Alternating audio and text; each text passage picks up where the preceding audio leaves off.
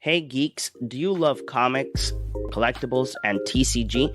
Well, here at Cardboard Cave, we have the place for you.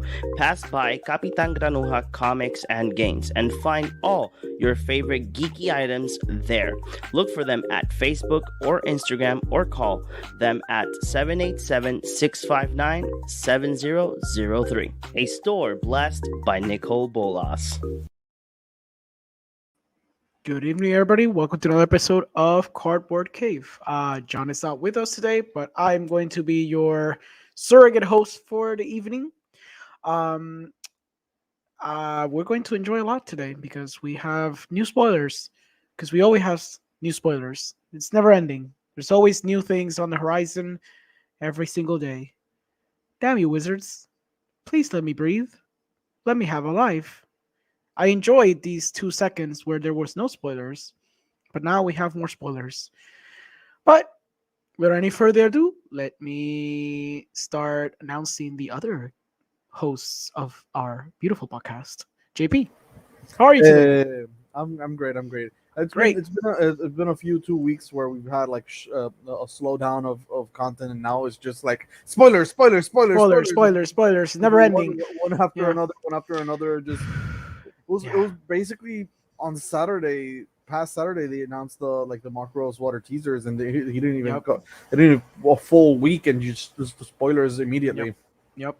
And then like the pre-release event is gonna be November 11th, so it's like in a week or two. It's in 2 weeks actually. It's literally 2 weeks. It's How does Wizard really does it? Yeah. Yeah, it's ridiculous. I can't keep up. I've been saying this on the podcast since the pandemic started. I've always bought product of every standard set and every specialty set, like singles, not actual boxes, right?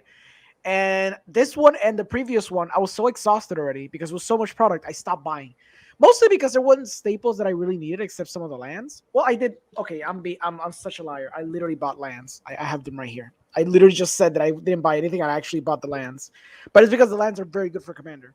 But generally speaking, I did take a break for a few sets and I didn't buy anything. I think Strixhaven, I didn't buy anything, You didn't buy and anything for I definitely Adventure, didn't buy anything for D&D. Adventure, yeah, Oh yeah. from Adventures in Forgotten Yeah, Realms. yeah. So it's been a little bit of a hassle because it's too much product, and even even I that I love my socialism, but I am a capitalist. I buy shit all the time.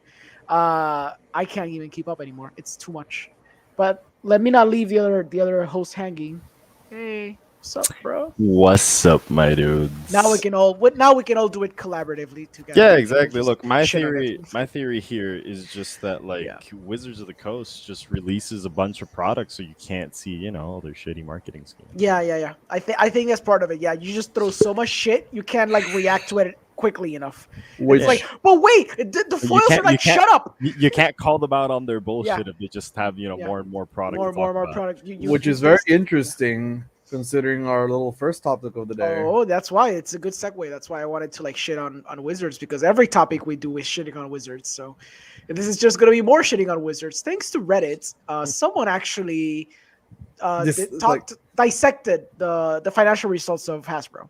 yeah, it was a very long, like, it's basically audio and it's pretty long. I started to listen and it was like, oh, this is like a actual, like, Yeah. corporate presentation. This is gonna Yeah. be boring. Yeah. But like it has impressive numbers and has like two presentation and Mhm. like long presentations in addition. So thank you to this person. Yes. Thank you very Uh, much. it's like CDOG Gums from 2 days ago. It was Yeah. perfect. Thank you. They listened to this and just kind of gave the little tidbits. Mhm. So the first thing we have is this, which is why this is our segue, is like the 5-year plan of doubling Wizards of the Coast revenue expected to be reached is expected to be reached by 2021 at the end.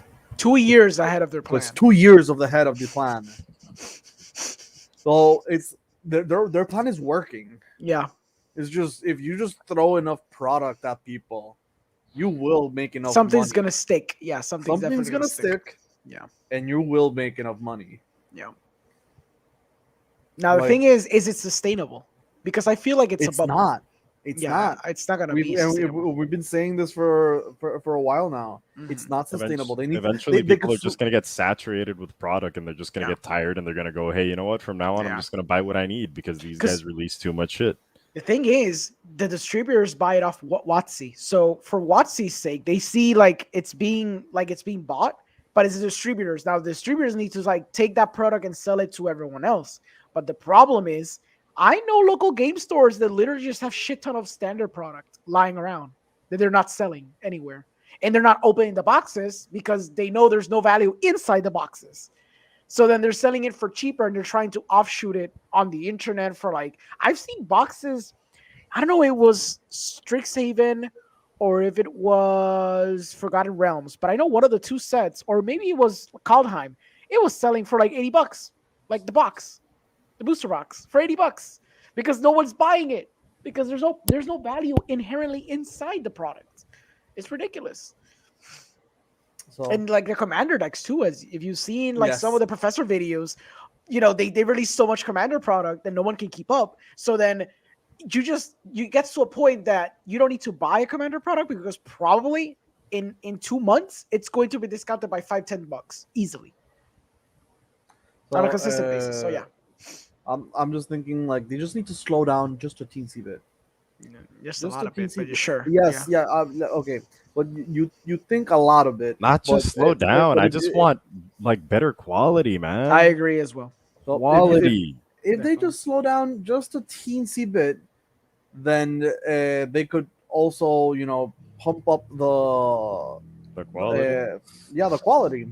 And if they slow down too much, then we're just too close to what was before, and they're just not gonna make enough money. If we continue at this at the current pace, then they're just not gonna make money eventually because everyone's just gonna be burnt out. Yeah. Which is kind of happening. Mm-hmm. So just slow down a bit. I understand it. It'll be. It's still a lot. It's still really fast. It's still a lot of product like consistently. Yeah. But at least it it could stabilize itself. Yep. What do you think, Chris? Anything you want to add? I don't know, man. I've just added in my tidbits like here and there, like in between your guys' speeches, and I don't know.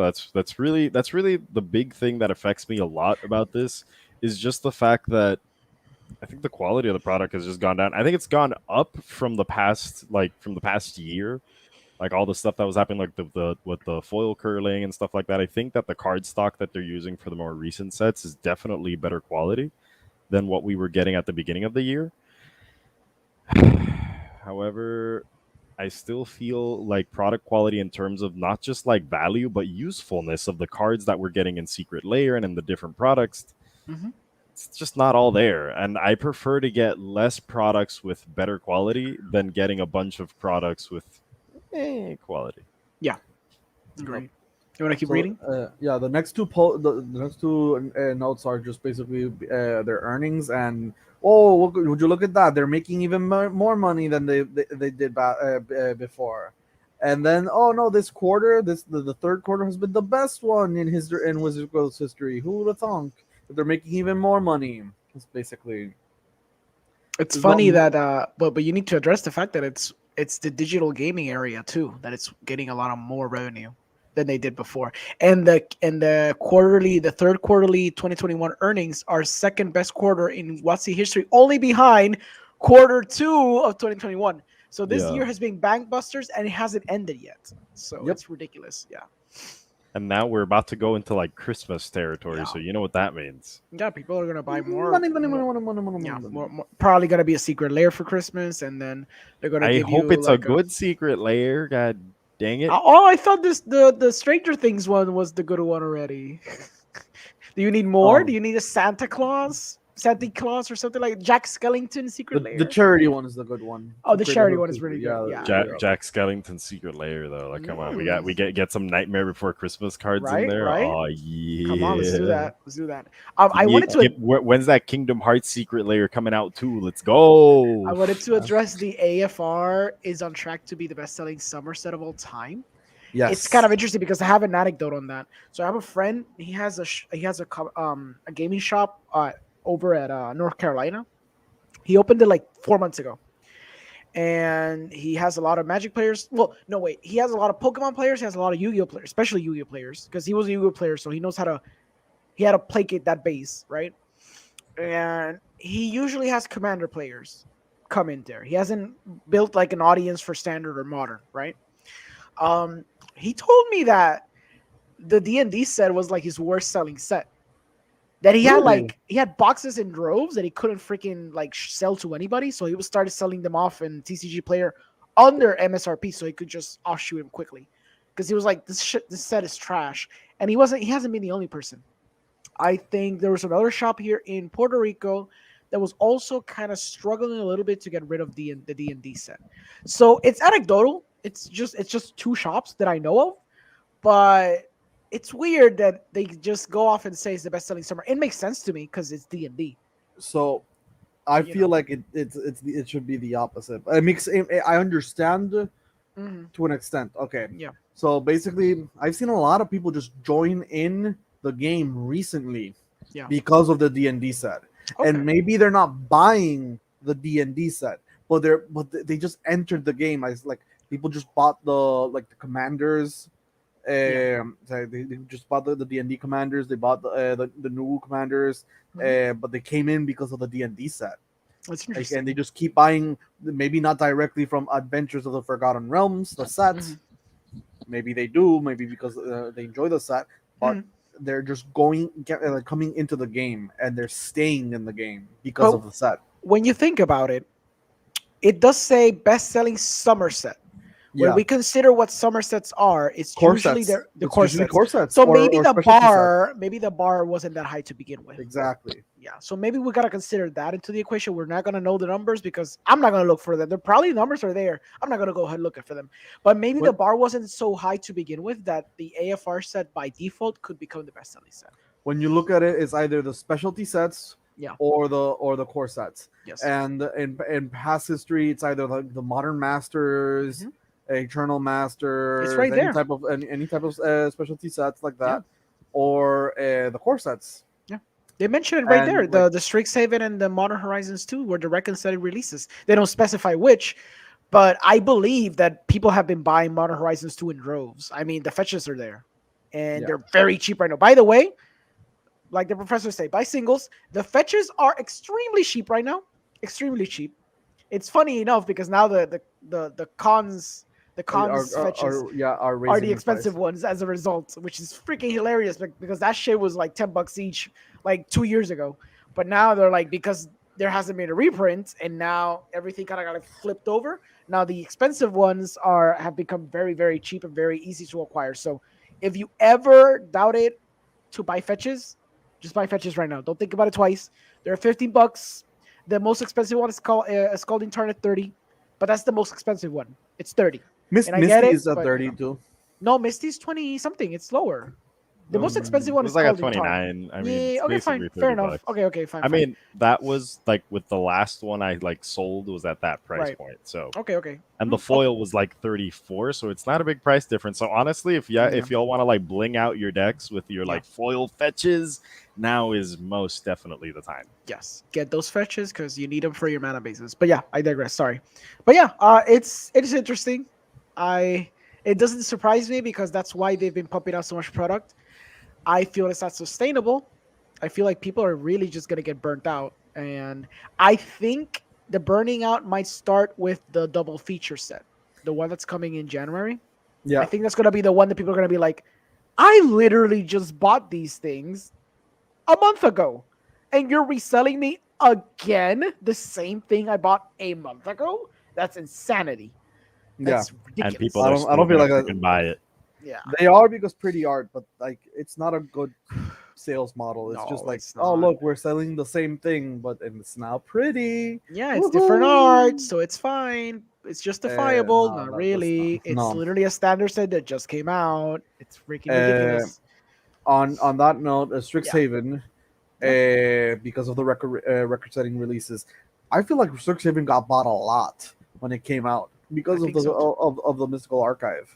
Yeah. Like That's why. it made a huge sale. Like up like right now, I still see like a few Strixhaven products being sold around. Mhm. But like just today, Chris just opened a pack and opened a Teferi's Protection. Nice.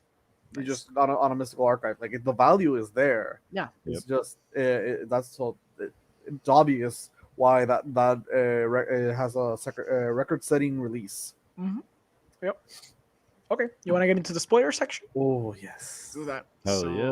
let me stop the screen right That's there. that's what we're here for. Are we Let not? me shift it up. And let's start with the visual spoilers. Okay. So we're just gonna gloss over the lands real quick. It's finishing the cycle that started in Midnight Hunt. The I call them the good commander lands. I know they have another name. I don't remember what they were exactly, but I call them the good commander lands because they're not like the other ones that are good for like competitive formats, but they are functionally tap lands when you're playing them commander. So these ones are really good because you're probably gonna have 2 or more lands by the time you play these. It's more likely than not. You know, when you're playing commander, it's a 100 card format. So For the most part, you usually try to start a game of commander with like two lands in hand, at least three. for sure. Yeah, like at least three. So anyways. these are really good lands for that. It's just finishing the cycle. I appreciate they finish the cycle. Not Yes. like the triomes, not like the stupid triomes that you guys just gave me half of the cycle. Oh no, JP left. He got so angry that he just left. JP got like his camera got frozen with a perfect smile, and then he was just like, That's "Oh, beautiful." He'll probably be back here. Okay, we'll just skip over it because I know he's not going to talk about the lands that much. Okay, so let's start with Olivia. You want to go ahead and read the card? Is it too small or is it too big? it's a little too small, but I can manage. Buddy, Buddy, Dude, I've lived with we have the astigmatism technology. my whole life. It's fine. We have the technology, my friend. It's All right, okay. so Olivia Crimson Bride. She comes down for a mana cost of 6. That's 4, a black, and a red. She's a legendary creature, vampire noble, and she is a 3 power, 4 toughness creature. Flying haste. Whenever Olivia Crimson Bride attacks, return target creature card from your graveyard to the battlefield tapped and attacking.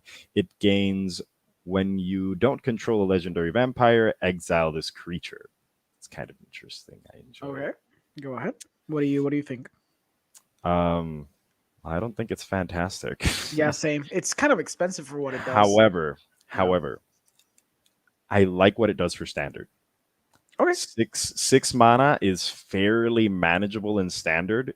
Mm-hmm. And for a flying haste creature that can just bring a target creature from the graveyard to the battlefield tapped and attacking, that's insane. Like you could easily just make like, I don't know, kind of like a vampire reanimator type of deal, stick Olivia somewhere in there. Like actually no, black and Rakdos treasures essentially.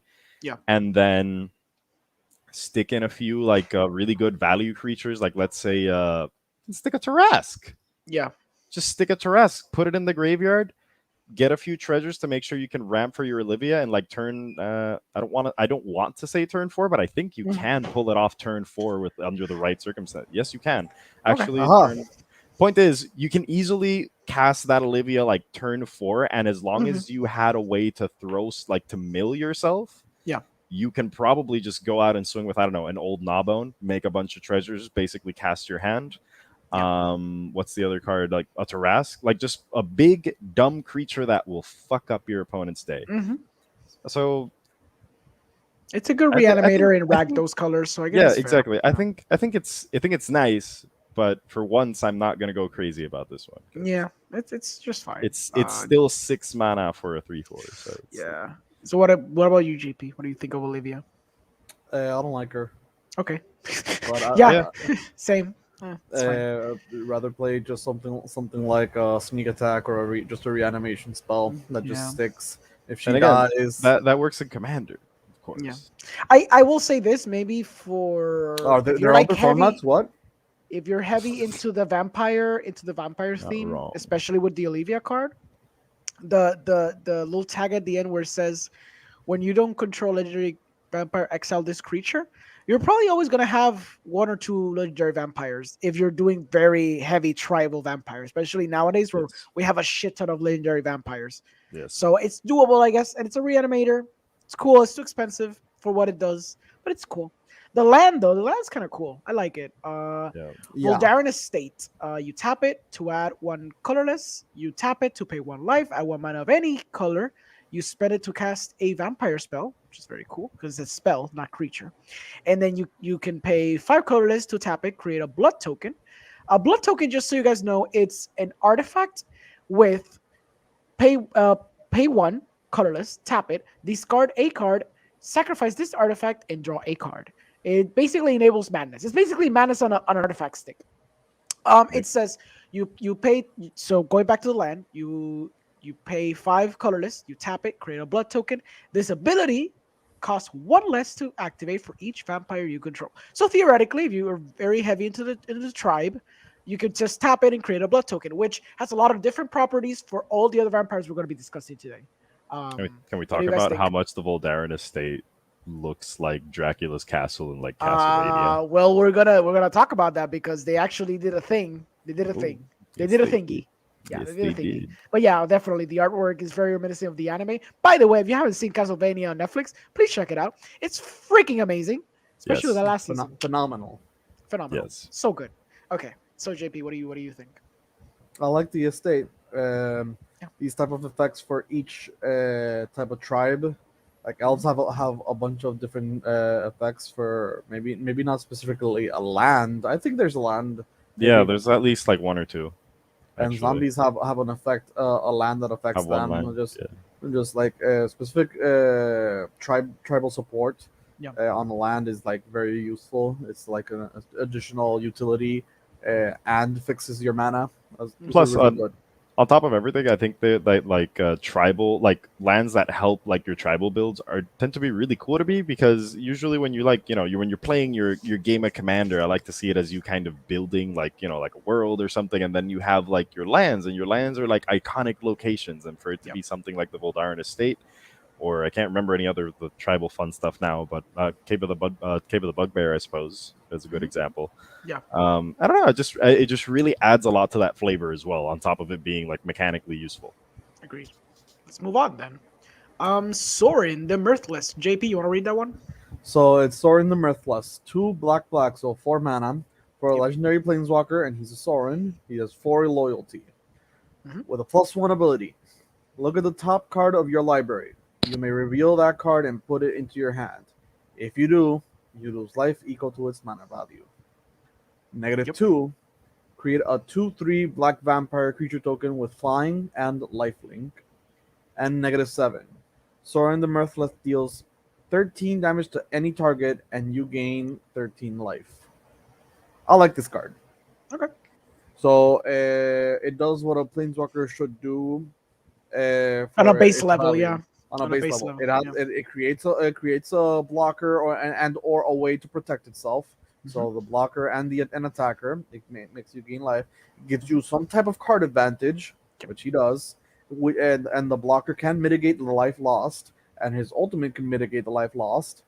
And then his ultimate just does something special. So in this Yeah. case, it's just Yeah. 13 damage. In Usually, the, this in the case this of 13 standard, damage. this could just Yeah, end the this 13 game. damage. Yeah, Mhm. exactly. That's a good Yeah. mention. Yeah, it just could end the game. So especially if you have what's his face on the battlefield, the big stupid Phyrexian. He's not stupid, but the big Phyrexian boy. What's his name? The green boy. I forget his name. Vorinclex? Klexor. Yes, Vorinclex. Klexor. Plex. Yeah, you can. Yeah. So freaking Vorinclex with Sorin, like this isn't a combo that's like hard to pull off in standard. That's why I'm mentioning it. Even though it's like really big mana in standard, it's gotten like very easy to be able to get big dumb creatures out like this. Even though there is a prevalence of removal because it is a competitive format, and competitive formats are just chock full of removal usually. But wow, like it's actually not difficult to get this off. So I would love to see like what's gonna happen like in standard with some of these cards, especially that Olivia, since we have a bunch of those really big dragons just floating about, could be great, especially with something like I think Terror of Mount Velis is out. Never mind that one. Okay. I gotta double check. But at Yeah. least with the other big dumb dragons, like it's insane. It'll be great. This is gonna be really fun. I We were just expect a lot of fun builds coming. we were just talking about Old Gnawbone earlier today. Yes. So when you swing in with Olivia, if you reanimate Old Gnawbone, smack. For starters, it's 10 damage, which is already like it's 10 damage flying. And you make 10 treasures, so it's basically like untapping. You can do more stuff. Yep. That's a big mana and a lot of stuff. Mm-hmm. Yeah. I think it's cool. It's good for standard. Obviously, other formats, it's not going to be amazing, but it does on a base level, like JP said, it does what a planeswalker is supposed to do. It gives you value. It gives you either removal. In this case, it's not removal; it's a blocker, and it has a pretty fancy ulti, which is doable in standard right now. It's doable in extended formats. It's not amazing. We've obviously seen much better Sorins throughout Magic's history, but it's functional. It's cool. Even the last one that came out is just a much better Sorin. It's Oh insane. yeah, especially for vampire tribes and stuff. Yeah, definitely. It's so much insane. better. But it's cool.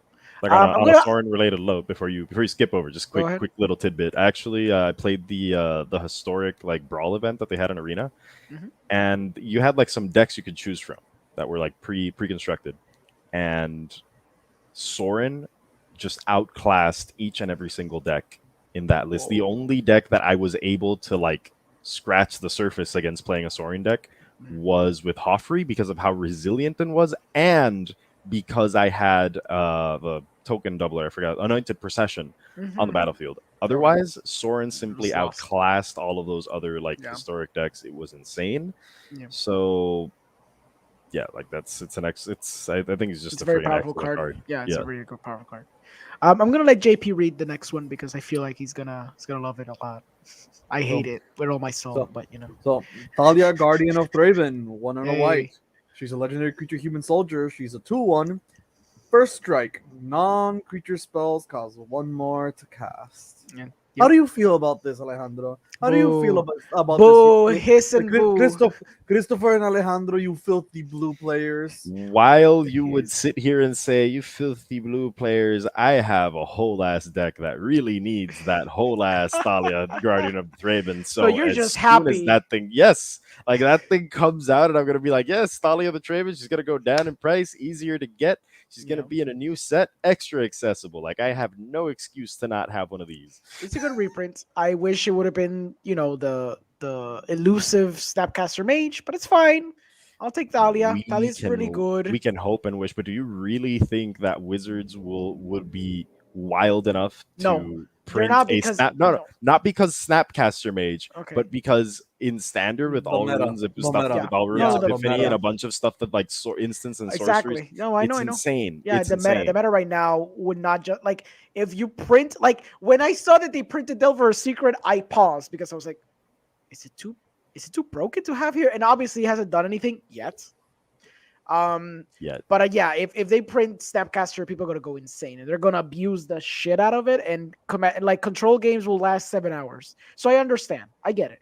This one is really good. It's obviously on theme. It's a great hate bear.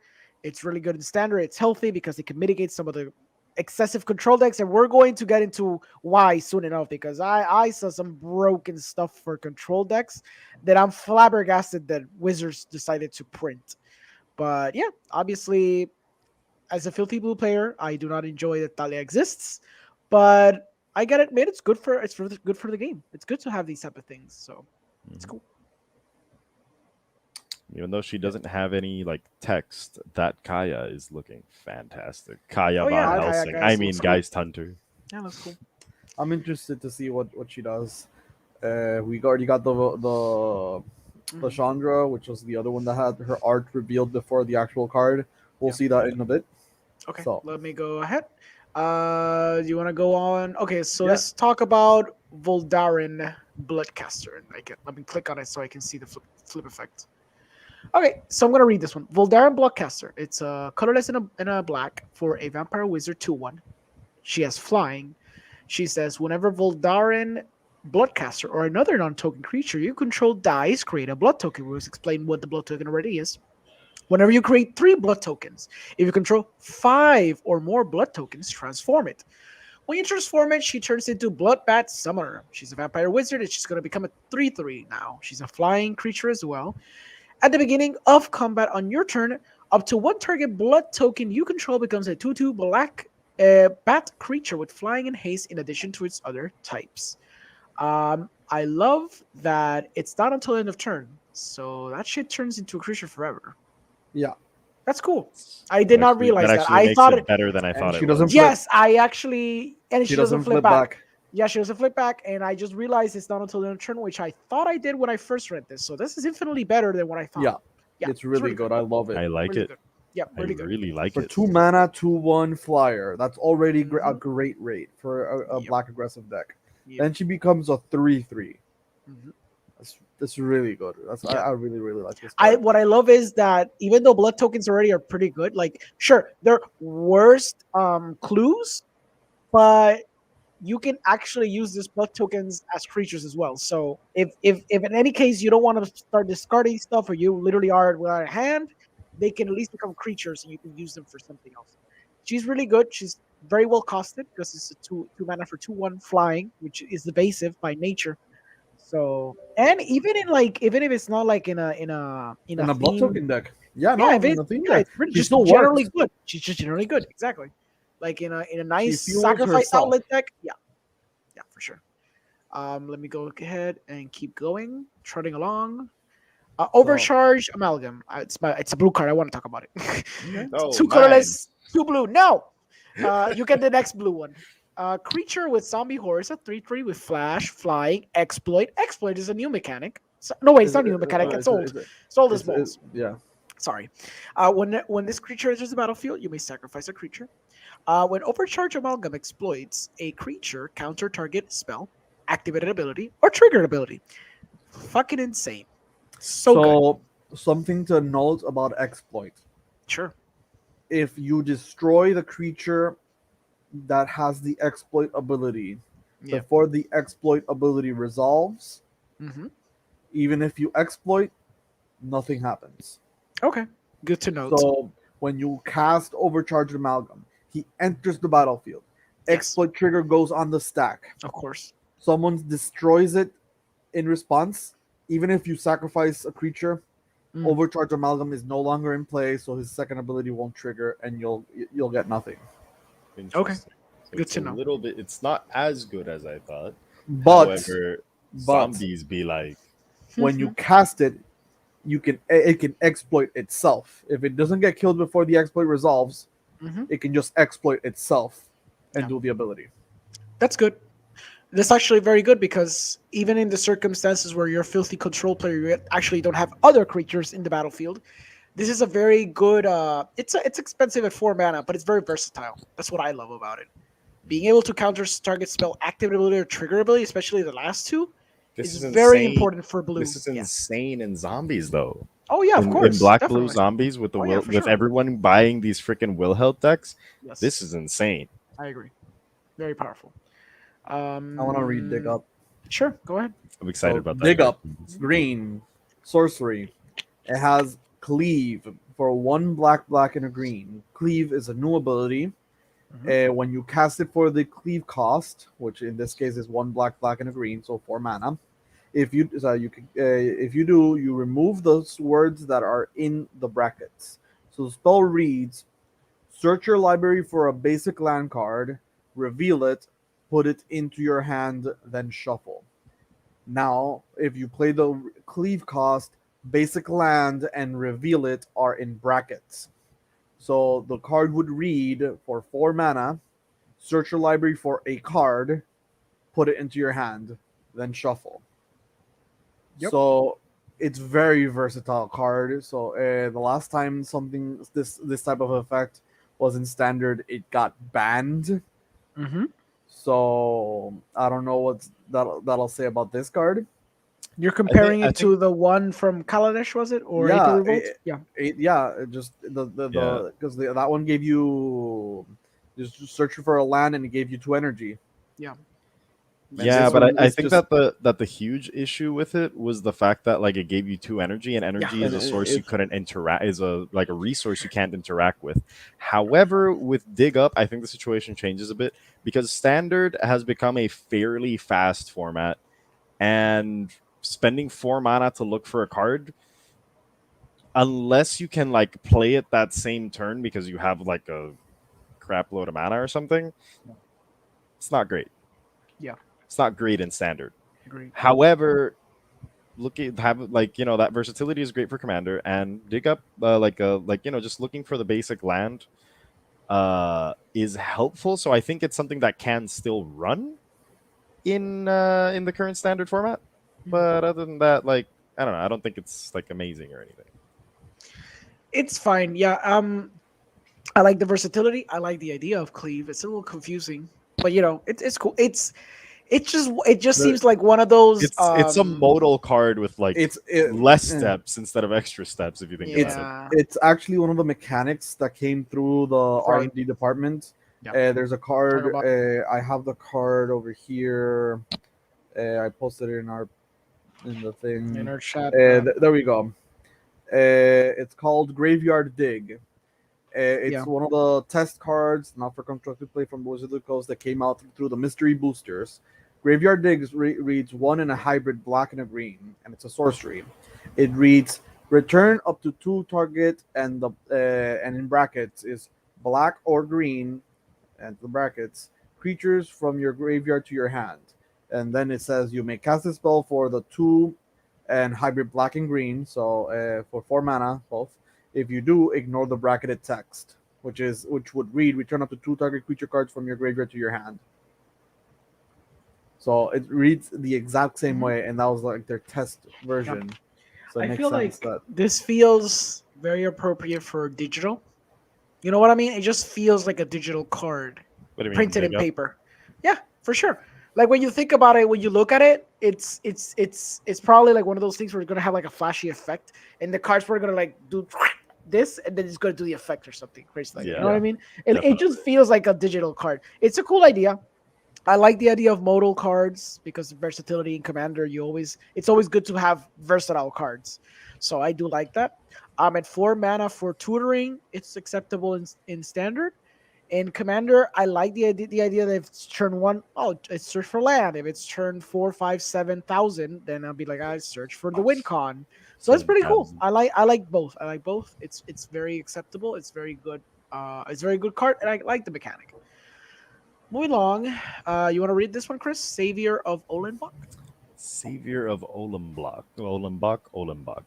Uh, he comes down for 3, so that's 1 colorless or generic if you want to actually name it Yeah. properly. And 2 white. He is a creature, human soldier, and he has training, which is basically mentor but backwards. And oh shit. And so when I say mentor but backwards, I mean that the smaller Yeah, creature is exactly. gonna get counters when there's like a bigger creature attacking with it. So Exactly. I think it's actually kind of cooler than mentor up to a certain point, and seeing both on the battlefield would be fantastic. Mhm. And then we have whenever Savior of Olenbach trains, exile up to 1 other target creature from the battlefield or creature card from a graveyard. Mhm. When he leaves the battlefield, these cards get returned onto the battlefield into their owner's control. So exiling stuff from the graveyard with this, I don't think is a Yeah. fantastic idea. Unless actually it's from a Mhm. graveyard, so you can do so from your graveyard. That's actually Yes. not bad. It's actually, yeah, it's cool. So yeah. So it also says you put the exiled cards on the bottom. Oh yeah, wait, that's what I was gonna get to. It's a Hmm. 1/2. It's a what? Yeah, It's so a 1/2. 1/2. So it's 3 mana for a 1/2 that has training. Yes. It's gonna get boosted later on by when it starts attacking with another creature. It's good. I like it. I like it. Yeah, I like it. It's pretty good. I don't know if it should be a Yeah. mythic. That's a little we can debate on that, but I like it. It It feels puts like the more cards like a into the rare battlefield. card. I understand, but it just feels like a rare. I don't know why. So it gives the human type decks some type of recursion for the Yeah. late game. Hmm. It gives them inevitability. You don't want to kill it, but it also keeps getting bigger and bigger and bigger. Like hopefully, it will be getting bigger and bigger and bigger. Yeah. So it become a threat, and you'd have to deal with it eventually. So I think it's at least design wise, it's properly designed. It Yeah. becomes a threat. It gives you value, and Hmm. when you inevitably have to kill it, it gives you more value. Yeah. Yeah. I like I said, I have a problem with being a mythic. I Yeah. get it, but it starts attacking in turn 4 at best. So that's the only thing that I'm concerned about because it's a 4 turn 4 1/2 that maybe turns into a 2/3 if you're attacking with a Thalia on the side or something. It's the maybe So part of that kind of bothers me, to be honest. that is also true. That's also another thing. But yeah, it's cool. I think it'll probably maybe do something on standard with Tali on its side or like the weenie white deck. It could probably be significant. So over here in you guys, if you're hearing us, you're not gonna be able to see it, but if you're seeing us, Magic Spoiler obviously shows us the alternate version. So we have Olivia, we have Soren, they have the alternate arts, but they did a new gimmick because there's always a gimmick. So the gimmick that they did was the thing that got me upset. I'm gonna rant for 2 minutes here, and then we can discuss. Rant away. I am so upset, guys, because what they did was they did the same treatment they did for Ikoria with the Godzilla cards, where they had the normal cards and then they had the little tag on the bottom that is the original magic card, and then on top of it, it'd be like Godzilla, King of Monsters, and it was like some random freaking dinosaur, or it's Mothra, and it's like that cool standard card that people were using for a while.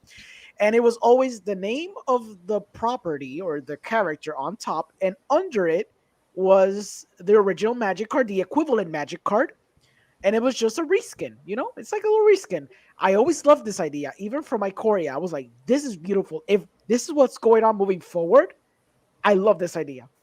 And then they started doing secret layers. They did The Walking Dead, and that wasn't the same idea that they planted with Godzilla cards. And then they did it again with Stranger Things. But now they did the promise that they would do magic equivalent cards. But I'm here thinking they should have just done the same treatment as Godzilla cards. Why didn't they do it? To then just bring it up here randomly And I say randomly because the problem is in Midnight Hunt, they didn't do this shit. Are you telling me there's no lore with werewolves? You can't milk the werewolf theme dry and make iconic werewolves into like reskins of cards? Like, it's so baffling. Like, this shows you the inconsistency in planning of Wizards of the Coast. How is it possible that you break up Innistrad into 2 sets, 1 month apiece, right? And only half of the set has this theme going on, and the other one didn't. It's just so weird to me. And it's cool. I like the idea that they did some Dracula themed cards and they reskinned them with stuff from Dracula's lore. It's really cool, but it's upsetting to me that they did this in Godzilla. They dismissed it for a year and a half. Then to bring it up here with Dracula, which admittedly is cool, but it's not like an amazing property. Like, at this point, I would have preferred Edward from Twilight if you're just gonna bring this random shit back up again. It's just No, confusing. to no, me. no, we don't. Nobody, no, wizards, no. You know what? Wizards, I'll no. give you one better. They should have Castlevania. done. They should have done actual Castlevania. And you know what? Looking at that Castle Dracula card, it makes me think that they maybe had something going on there, and then something must have gone wrong with Netflix because they Those some big since words, they bro. since they have Some big okay, words. this is super The speculation. Magic of the Gatherings. But there's a base series. here. But there's a base here because when you think about it, they did do Stranger Things, so they have already a connection with Netflix. So this is not out of the out of nowhere. I'm talking about. It's not out of my ass. Like, That this is could make correct. sense. And again, And- you look at that card, and specifically the Castlevania, like the Castle Dracula card. It looks like the Castlevania. Castle Dracula, yeah. Castle Dracula. Yeah. And, So okay, the rant's over. What do you guys think? They have precedent with the Magic the Gathering show they're making as well. Yes, that's true because they're making the prequel one, right? Yeah. So. Yeah. So it could have been a good boost. Like, I'm pretty sure they might have talked about it, and maybe Netflix was like, "Let's see where the Stranger Thing goes before we give you more properties." Maybe that was it. Maybe that was the discussion. I don't know, but it just looks like this was it. I do think that's a fair assessment. It's like when we talked about this the Strixhaven thing with the Harry Potter theme, and that was so blatant. Like, there was no way you could argue that they weren't trying to just do Harry Potter. It was so obvious. So yeah, and they look beautiful. Of course they do. I love to get, like, some of them, even though I don't play vampires, but it's just the inconsistency is my issue. Like, why do you guys do this whole thing about doing it with the secret layers to then just go back on this? Because what I thought and what I presumed was that they did the Ikoria test and then they just pushed the boundary with the secret layers. And I thought, okay, so they're never going to go back to the Ikoria thing. But then they do this, and I'm like, then what's the deal? You could have just done this with the secret layers, and nobody would have been upset with you, you idiots. Personally, I think that the reason why they could have done this is that Ikoria came out at a weird time, and Ikoria was in general a weird set. Yes. Like, for standard, for everything. Mm-hmm. So my theory, I guess you can say, Go ahead, is that this is like their second test and testing it in a set in which they actually know is going to get bought because it's a nostalgia set. Yeah. And just testing it with a set that, like, that doesn't have all the, like, didn't have all the weird things that Ikoria was going through at the time, especially with, like, the pandemic and stuff like that, in which, it just kind of changed the whole game. Yeah. So I think that if this set is successful enough, I don't want to use the word expect, but I guess you can say I expect Wizards to use the whole treatment more often if it goes well, and that this is kind of like their, like, test aside from doing it in Ikoria, considering the problems that there were with Ikoria, like, before that. That's all. No, for sure. Like, I can agree with that. Yeah. Anything else you want to add, JP? Before we... Not really. For the most part, you guys covered exactly what I was gonna say. Yeah, it's kind of Actually, one thing I do want to mention, though, one thing that I did like, is that recently Wizards has just been including more like people of color in their art. And I kind of like that there's Thalia the Traven, she's a Khorne, and she's a Khorne, whatever. But then they actually did a black character for the alternate art, and yeah, I dig it. I like it. Like, I dig it. Yeah, Sisters of the Undead, fantastic as well. I freaking love it, man. Yeah. Yeah, I appreciate it for sure. I don't mind the representation. It's cool. It's alternate versions, and if you don't like it, or if you think I don't care about Dracula, just give me my good old Sorin. You still have Sorin, so that's cool. It's always better to just have options. Wait, That's always good in the marketplace. So does I Count don't mind Dracula that. have a ponytail, or is that just like the weird lighting behind him? The It sounds like Dracula, weird lighting. it's weird lighting because it Because seemed like because have he like a does man bun, have like a man yeah, bun, right? Yeah, because he does have like long hair over in like Dracula, Lord of Lord of Blood. So Blood. I Yeah, thought that like yeah, that's yeah, weird though. I yeah, like yeah. it, but it's still a little weird. Yeah, it's a postmodern Dracula. Yeah. Mhm. Like Edward. Uh, Anyways, wedding ring. So It's How a this two. dare! this card is only in the set boosters. This is one of those cards Yeah. that only appears in the set boosters. I think it's probably because it's a commander card, right? Like it feels Yeah, commandery. What Yeah, do you yeah, it mean, feels like very. the wedding ring? Yeah, wedding yeah. ring I feels very mean, is that commandery. not the commander symbol? You know Yeah. what? I believe it is. But Yeah, it so is. it, You're right. Yeah. Thank you So very yes, that much. means that but we it's know that this card is coming in the commander decks that will be Yes, releasing that is with correct, this sir. set. no, Oh no, no. no, they did a new thing. Yes, they did a new They, thing. Yeah, it's another What do like you thing. mean Oh they did a yes, oh new yes, thing? Midnight Christopher. Myth? Oh they buddy. did it for Midnight Hunt as well. Yes, they Some did it. Yeah. commander cards appear in set boosters with Only. Yeah. different art, Yes. and sometimes Only. only in set Only. booster. Yes. And So this you is one of also those cards. so you get your commander product, and then Wait. So like a there's like pleb, there's other cards that you can only get in the set proper. Even though they have literally a set, they have an actual deck. They can just place that card in there. But no, they want to double dip, so they put It's not even that exclusive good of a commander card. cards. you Oh, see, it's this is not. what I'm saying. They launch a bunch of products so you can't keep up with all the news, and Yeah. then they do some scummy shit like that. I didn't know Exactly. that there Yes. was cards that are exclusive that Yes. have the commander thing, and they're Yes. exclusive to the thing. That's stupid. Yep. That's They did. They did. They insane. started doing that shit in Midnight Hunt. Yes. And they're not good commander cards, but eventually they're gonna stumble and they're gonna do like a broken ass stupid shit that I'm gonna want to buy. Stumble, Orengo. Is it really a stumble, or is Is it just it? trying to Is it? get people to buy Right. booster Yeah, boxes? I agree. I agree. When they bring like Force of Will 2.0, which is Force of Negation but buffed or something, I don't know. Man, at this rate, we're never gonna get a sponsorship, man. That's true. We're never gonna get We're sponsored. gonna- Sorry, John. we're I know you try your darndest, I'm but sorry, Wizards. I'm sorry, Actually, Wizards. no, I'm but not. No, I'm not no, sorry. no, I'm Not not. for Wizards. Sorry, I'm not sorry. John. Not Wizards. No, not Wizards. Screw you. Card Kingdom. Give us a sponsorship. Yeah, there we go. Yeah, there we go. I yeah. can't burn Card Kingdom. Maybe for Exactly. the prices sometimes, but I can't burn Card Kingdom. Exactly. We can't burn you guys. You're just part of the machine. It's not your fault. Anyways, so Wedding Ring. It's a cool group hug card, and that's kind of about it. It's a 2 colorless, 2 white. It's an artifact. Weirdly enough, it's not legendary, but I guess it's fine. You could have 2 of them. Exactly. True. Yeah. See? But the effect only applies when you cast it, so that's the weird part. Oh no, wait. Plus, it comes into the battlefield under somebody never else's mind. control, anyways, doesn't it? Never mind. So You can it could be legendary, actually. No, JP's right. It's actually better if it's not legendary because you can start copying this wedding ring, and as long as you have one of them group being hug tied to the everybody, opponent, no, because it's only when cast, right? But the thing Hmm. is, if you just make copies of this and just have one of them be linked to another human, you start getting more benefits from it because, well, I'll read it. When Wedding Ring enters the battlefield, if it was cast, and this is very specific, target opponent creates a token that's a copy of it, right? Redding Wing. Whenever an opponent who controls an artifact named Wedding Ring draws a card during their turn, you draw a card. It's not a may. Whenever an opponent you control who controls an artifact named Wedding Ring gains life during their turn, you gain that much life. So the cool thing is you can have multiples of these Wedding Rings, and as long as one of them is tied to an opponent, each one of them is going to give you the benefit. So I think that's good because actually it's better that it's not legendary because with Osgir, for example, you could probably make a shit ton of copies of this and just go insane with someone. Yeah. It's not that great. It's not a Seems great even slower card. for my Yeah, Osgir no, it's specifically. freaking horrible. But I'm saying as Osgir is an example because it's the premier white artifact commander we have right now. It's the best one, to be honest. So I can agree. It's a cute He's really little fun. group hug card. If you like group hug, is excellent for that type of thing.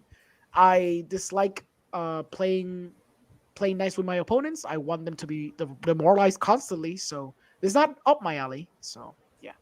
A little bit of anecdote. We were just playing Commander earlier, and I was playing the Osgir deck, and I finally had someone who could control me and just keep Oh. me in my space. Is Uh, that what you like? That's what he wants. yes, because it was Jean Paul. Is the other me. Ah, yes, me, See, other me. it was other me. So, but I really enjoyed that game. Anyways, Strafon. Let's go ahead. Let's talk about the two commanders. I kind of want to talk about the spirit Sure, one. go ahead, buddy. The spirit one first. In this case, Millicent, Restless Revenant. She is 5 white and a blue. Legendary creature spirit soldier, and she is a 4/4. This spell costs 1 less for each spirit you control. She has flying. Whenever Millicent, Restless Revenant, or another non-token creature you control dies or deals combat damage to a player, you create a 1/1 white spirit creature token with flying. I'm really hoping this, I like her a lot. Yeah. I like her a lot. Same. I'm hoping Same. the sub commanders have very cool effects. But I really, really like that effect. I hope that this deck, I'm gonna buy this one because I I'm sorry, already have my Anjay deck, so I have my Rakdos Vampire, and I like Anjay because it does something that is not normal in red, which is draw like a maniac. So that's why it appeals to me. Millicent is cool because theoretically, Wizards has no business being stingy in this deck specifically. Because I swear to God, there's not a spirit that costs more than $5. So You ever if they, known wizards to do things with like an actual reason? I understand, but when you think about it, most spirits are just commons and You think uncommons. wizards thinks? That's what I'm trying. Like Wizards and like Spirits has a shit ton of lords. They have a lot of. It's low to the ground. Like it's a bunch of cheap ass spirits. So this card's gonna essentially become like turn 2 3 mana 4/4. Oh yeah, 2 mana 4/4 most of the time, and then you just boost and then boost, and it's a cute little tribe. It's functional. It can be controlly because obviously it has Azorius as their base. Spell Queller, the Spirit Adversary. Of course. Like the Spirit It has adversary no from the previous business set. not giving you basically all the good spirits, because which spirit could you honestly say beyond Spell Queller, and that's a stretch. Spell because Queller this thing- is not that it's good. not even that expensive. Exactly. So what the hell could they be stingy on? You know what I mean? Like most of them are common and uncommons. Yeah. So So I'm just hoping for the other commanders, the sub ones. Si no hace counter, Ale no like. I agree. If it doesn't counter, it's crap. Thank you. Hi, Bob. So what do you think, Chris, about the Millicent? It's cool. I like it. I've been wanting to have an excuse to play spirits for a while, and this seems like a grand excuse. Like, I he agree. costs 1 less for each spirit you control. Sign me the fuck up. I just really want to see that list. Yeah, I want to see the list. I want to make sure there's a good buy. No. I'm excited because I know we're gonna have reasons to bash Wizards after we see that list. Yeah. I'm sorry, but I just don't have faith in these people, man. Like, I want to sometimes, but Wizards, More fun you is an make it expensive hard. spirit, though. You know what? I agree. More fun is a very expensive spirit. It's probably You're the not worst one. wrong. However, that's why you stick Morophon. Well, you can't be You you can't can't be stick in it. the No, deck, so never no. mind. You Just know what? make it. Just make it the commander. Just don't play it at all. Fuck it. Just Don't play Morophon. You want to talk about the other one? Time. JP. I'll talk about him. Strafon Mara Progenitor. He is 2 black and a red. Legendary creature, Vampire Noble, and he is a 3/2 flyer. At the beginning of your end step, create a blood token for each player who lost life this turn. Whenever Strafon attacks, you may sacrifice 2 blood tokens. If you do, you may put a vampire card from your hand onto the battlefield tapped and attacking. It gains indestructible until end of turn. I feel like it's almost there. I feel like this is like Almost there. How this so? is a 99 in Edgar Markov, but not Exactly. That's the thing. a commander. I mean, Edgar That's the Markov is first just thing, too too. goddamn No. good, man. Like, Okay, then fine. He's still a 99 in one of the upcoming cards we're gonna discuss, which is and the new Angie. Yeah, the new Angie's much better. Yeah, I feel like it's almost there because I know why they probably wrote sacrifice 2 blood tokens, because they probably playtesting, which they rarely do, but I guess whenever they just remember to playtest anything, they probably tested it for like 2 matches and were like, we can't make this 1 blood token. It sounds too broke, so let's make it 2. So, and I think it's by design because probably the deck is going to have a lot of bloat token themes or whatever. Probably going to have a lot of madness because it's I functionally madness on a stick. So I'm pretty sure within that deck specifically, there's probably going to be a bunch of madness cards, which is going to interact very well with it. so flavor wise, it kind of makes sense. It's one blood token for you, one blood token for me. I Because get it, cute, but one for the vampire you just placed and Sure, one for sure. himself. it's cute. But come on. And I like what Manuel says, and I think it's very Spicy. apt. Vampire Spicy. Kalia with extra steps, and I agree. It's very Yes. narrow, and it's essentially Yeah. Kalia, but with extra steps, like he suggested. It's cool. It's very casual, but it's difficult to argue. It could be your face card. It's very difficult. Like it's very hard to argue with that. I'm gonna read the next one. Sigardia summons. I'm gonna breeze through it because it's not that amazing. It's a 4 colorless, 2 white. It's enchantment. Creatures you control with +1/+1 counters on them have power and toughness 4/4, have flying, and are angels in addition to their other types. So they're automatically at minimum 5/5s. Yeah, a minimum 5/5s, and it's cool in a token deck. In a in a +1/+1 token deck, which is doable if you have like a life gain deck or whatever. It's probably doable, but the thing is, it's 6 mana, so it's kind of difficult for that type of deck because that's usually a I weak guess deck. that could be a finisher. Sure, I know I'm never gonna see this type of thing being played in standard. Like it's too expensive. In standard now. And they showed you like 2 different artworks, so we're gonna skip ahead. I'm gonna skip over the comments. I don't care. I'm gonna go For the most part, not get juicy rares. Okay, here's good. Here's a good one. Torrent- Chris, yeah, you gonna read it or?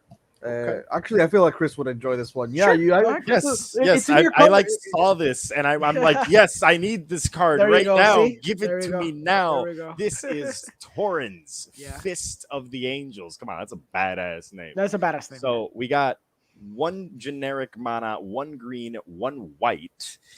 That's total converted mana cost. Oh, wait, I'm sorry, mana value of Mana value. 3 for a legendary creature, human cleric. He is a 2/2 with that training ability that we talked about later. Mhm. And whenever you cast a creature spell, you create a 1/1 green and white human soldier creature token with training. That's which that's is the good part. insane. Like Yeah. it's like you're just like, okay, you cast spells, make tokens, like that's always good, that's always really good. But Yeah. then you're like, oh, but the token has training on top of that. Mm-hmm. This to me is fantastic. Like Torrens can train his little cleric like human soldier buddies, and the little like soldier dudes can learn from the other big creatures. It's just all around some feel really good kind of shit. And I am enjoying the living crap out of it. Yeah, it's a good in Celestia creature based decks. It's fun. Yes, this It's a is fun little actually card. specifically want this for my deck because I was kind of missing forms of like token generation, especially in creatures, because it became a really creature focused deck. Mhm. And having another creature that instead of, for example, because I was using what's her face, comes down for Tana? 5. She was what? Not Tana? No, not Tana. Yes, Tana, but all because that's my command, like one of my commanders. But actually, it was the chick that comes down for 5. Like she's a god. She comes down for 5 every time you cast a Ketra. creature spell. She makes a 4 for. Oh, Ketra, right. I was using a Ketra, so Torrens is just not as good, but still a cheaper Oketra, which is fantastic. You can. Okay, you just said something. It's like not as good, but I see 1/1s, I see tokens, I see skull clamp, I see card draw. You're not wrong. You're Can't not wrong. draw but cards with a Very 4/4 true. with the skull clamp as easily. that's fair. Yeah. In colors that usually is don't true. do that. So I guess that's fine. Yeah. That's also an extra thing you can do with it for sure. That is Yeah. true. But I am talking about the card on its own, but that is, yeah. Thank that's very you, true. Bob, for fisting of the Fisting angels. of Angels, yes. Thank you. That's Fisting of very the- apt. I'm gonna go ahead and skip ahead a little That's bit more. That's exactly Hey, what the Angels there are you go. about to do. There's to the be honest. Angie, so go ahead, buddy. Angie made of dishonor. She is Yeah. 2 black and a red, legendary creature vampire, and she's a 4/5. Mhm. So she's so like in terms of like power and toughness, she's ahead of the curve. Yes. When she enters and or one or more other vampires enter the battlefield under your control, create a blood token. It only triggers once each turn. Thank God. You pay 2, sacrifice another creature or a blood token. Straight Each up. opponent loses 2 life, and you gain 2 Mhm. life. Very good. This card is the reason I thought maybe blood tokens aren't that good, Mm-hmm. because I would have preferred if the blood token just said when it goes to the graveyard you discard a card and draw a card, instead of saying pay one, discard a card, and sacrifice it, and then Yeah, draw yeah, a card. Because she would sacrifice them. yeah, You get the effect of the drain, and then the discard and draw. yeah. But I guess that's having my cake and eating it too. Exactly. Yeah. So I can accept her just being as she is. I really like Mhm. this card. I feel like it's not as strong as it could be, but the stats alone, pretty. I thought this would be like a 4 mana 3/3. I Yeah. could still see this as a 4 mana 3/2. Could still see this as a 4 mana 3/4, but a 4/5 is like pretty beefy. Yeah. I agree. Obviously, I like the other Anjay way more because it's way more powerful than this one. But you this know, this if you want to play with the blood token thing, for this is sure, my it's style. This is oh my no, style. exactly, because it's more sacky stuff, and it has a lot of inherent value because whenever you play another vampire, and it's gonna happen all the time. You're gonna start creating a shit ton of blood tokens, and the blood tokens give you value. They accelerate your deck, and if not, you can start sacking them, so you can just drain everyone out of the game. So it does have a win con inherently designed within her. It's a much better commander than the other guy. I hope that she's Yes. actually in the deck, and she probably will be in the deck. So then you can just flip it and just play with her as the face card, because obviously she's much better for the blood token theme than the other guy is. Christopher, what do you think? I don't have a lot to say about Anjay. All I right. just enjoy that we get more legendary cards that actually work with the mechanics of the set. Mhm. But I don't know. Okay. I didn't like enjoy it as much. I do like that you can just kind of like sacrifice to like to drain everybody, but I don't know. It requires mana for that. I don't know how to feel about having to use mana to drain everybody and like when I can You just just want them for free, you crazy maniac. yes I do. Okay. I want to just be able to sacrifice the thing and that's it. Sure, Just sure. sacrifice. That's it. It's over. Just That's sacrifice it once. that's why you That's don't all I work at want. Wizards. That's why you don't work at Wizards, even though they probably don't play test their cards anymore. Exactly. So it doesn't matter. I can It's just true. pick whatever I want, It's Orengo. true. It's true at this point. Yeah. Okay, so the other one is a weird board wipe by invitation only. It's 3 colorless and 2 white for a sorcery that reads choose a number between 0 and 13. Each player sacrifices that many creatures.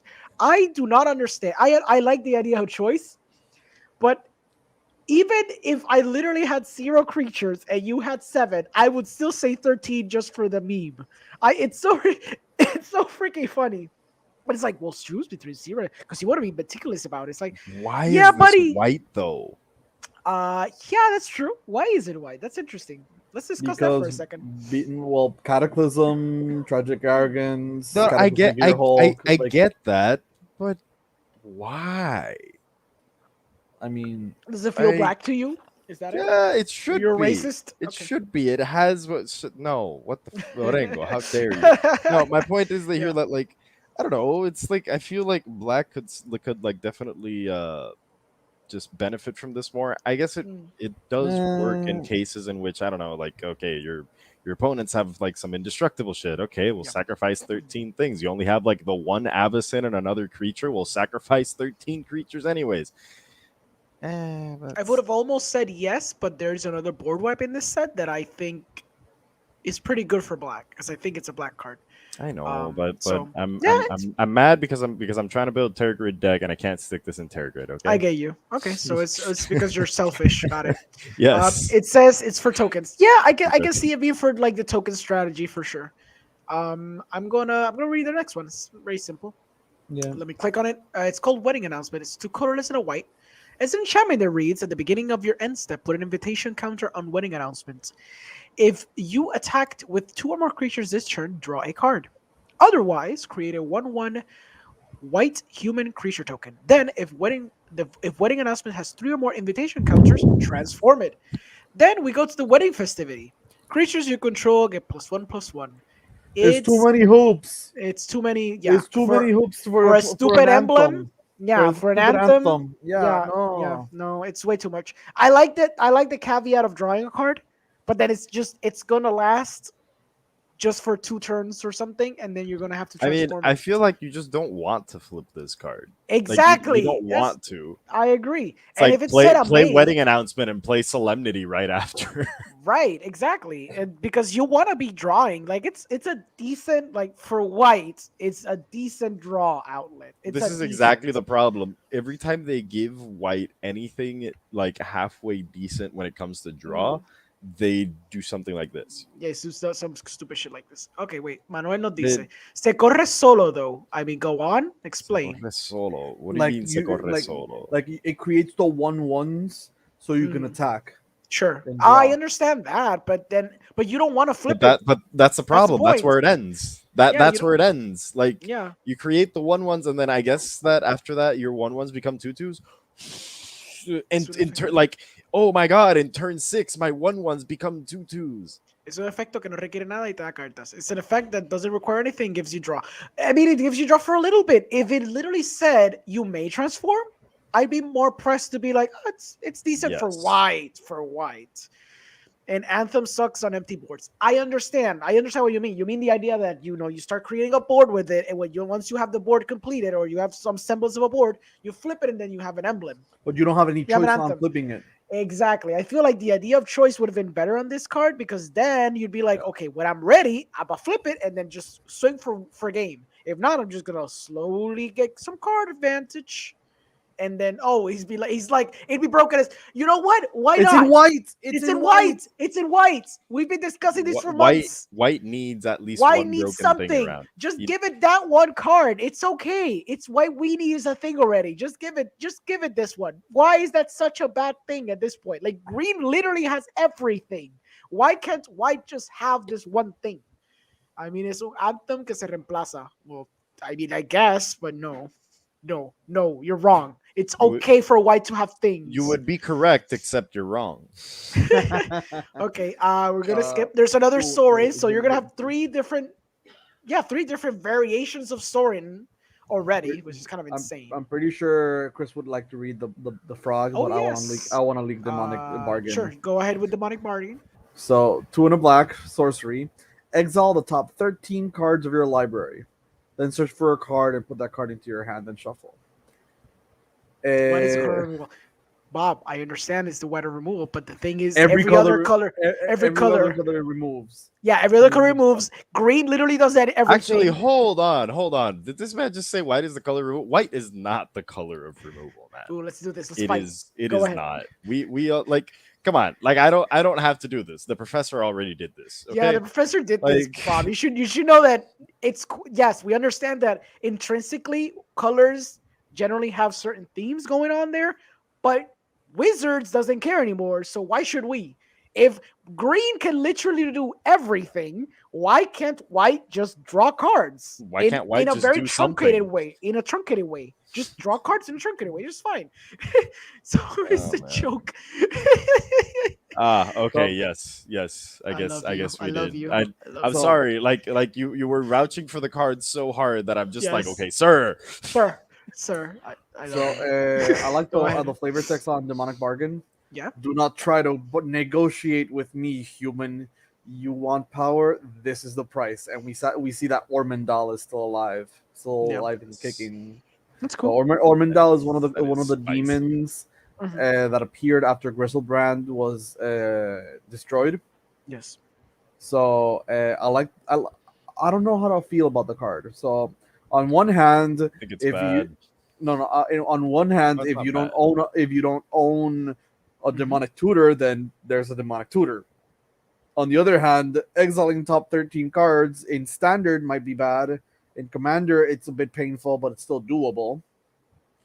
I see a So- lot of people using demonic bargain in standard, exiling the 4 copies of the one card they want and just quitting. This is a problem card, right? Yep. Literally. I want to see that. Also, the art is amazing. Oh, the art's really beautiful. Yeah, agree. there's like nothing to talk about there. Yep, it is. Yep. It's fucking amazing. It's cool. Oh, he's like eso apa Yorian. I mean, you have 80 cards, so it's gonna be very hard for you to deck out. So I guess that's fine. It's true. I mean, Yorion isn't in standard anymore, so I think he might even be referring to commander. Historic? Yeah. EDH, historic, yeah, Really, for sure. Yorion commander. Interesting. Go ahead with your Froggy Frog. I still don't freaking like it. Go ahead. So Grolnok the Omnivore. He's a legendary creature frog that comes down for 2 generic mana, 1 green, 1 blue, so that's a total of 4. mana value. Whenever a permanent card is put into the graveyard from your library, exile it with a croak counter on it. You missed the first line. Yes. Hold on. You may play lands and cast spells from among cards you own and exile the croak counters on them. The fantastic part, the fun part is that whenever it attacks, it mills 3 cards. So not only is it whenever milling a the frog, the frog. frog. Well, whenever it attacks, so basically a frog. Yes, I know. What are you gonna do? Just play like that one card from Kaldheim that makes everything on your in your deck frogs. Spore frog. Mhm. Who Spore attacks frog. with a spore frog? You're playing blue green frogs. Might as well attack with a spore frog. I guess so. I suppose you're right.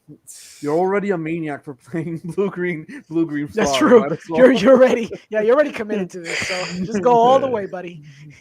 You Not ribbon wrong, your way not to wrong. victory. You ribbon your way. Yes. I like that this What up? card is good for that. Those 2 mill cards that are used heavily in modern. The 0-3 and the 0-2, the one that came in Zendikar and the original one. Yeah, the crabs. The landfall ones. Yeah, They're the crabs. They're crabs. I know it doesn't like specifically work for this, but considering the second and third ability, there's something there. Whenever a permanent you put it into the graveyard, exile it. Like it's extra steps, but it's like weird reanimation in Simic. It's weird ass reanimation in Simic. Weird card Yeah. draw at the same time. Yeah, exactly. It's weird. It's like extra steps for basic stuff that the Simic can do very well.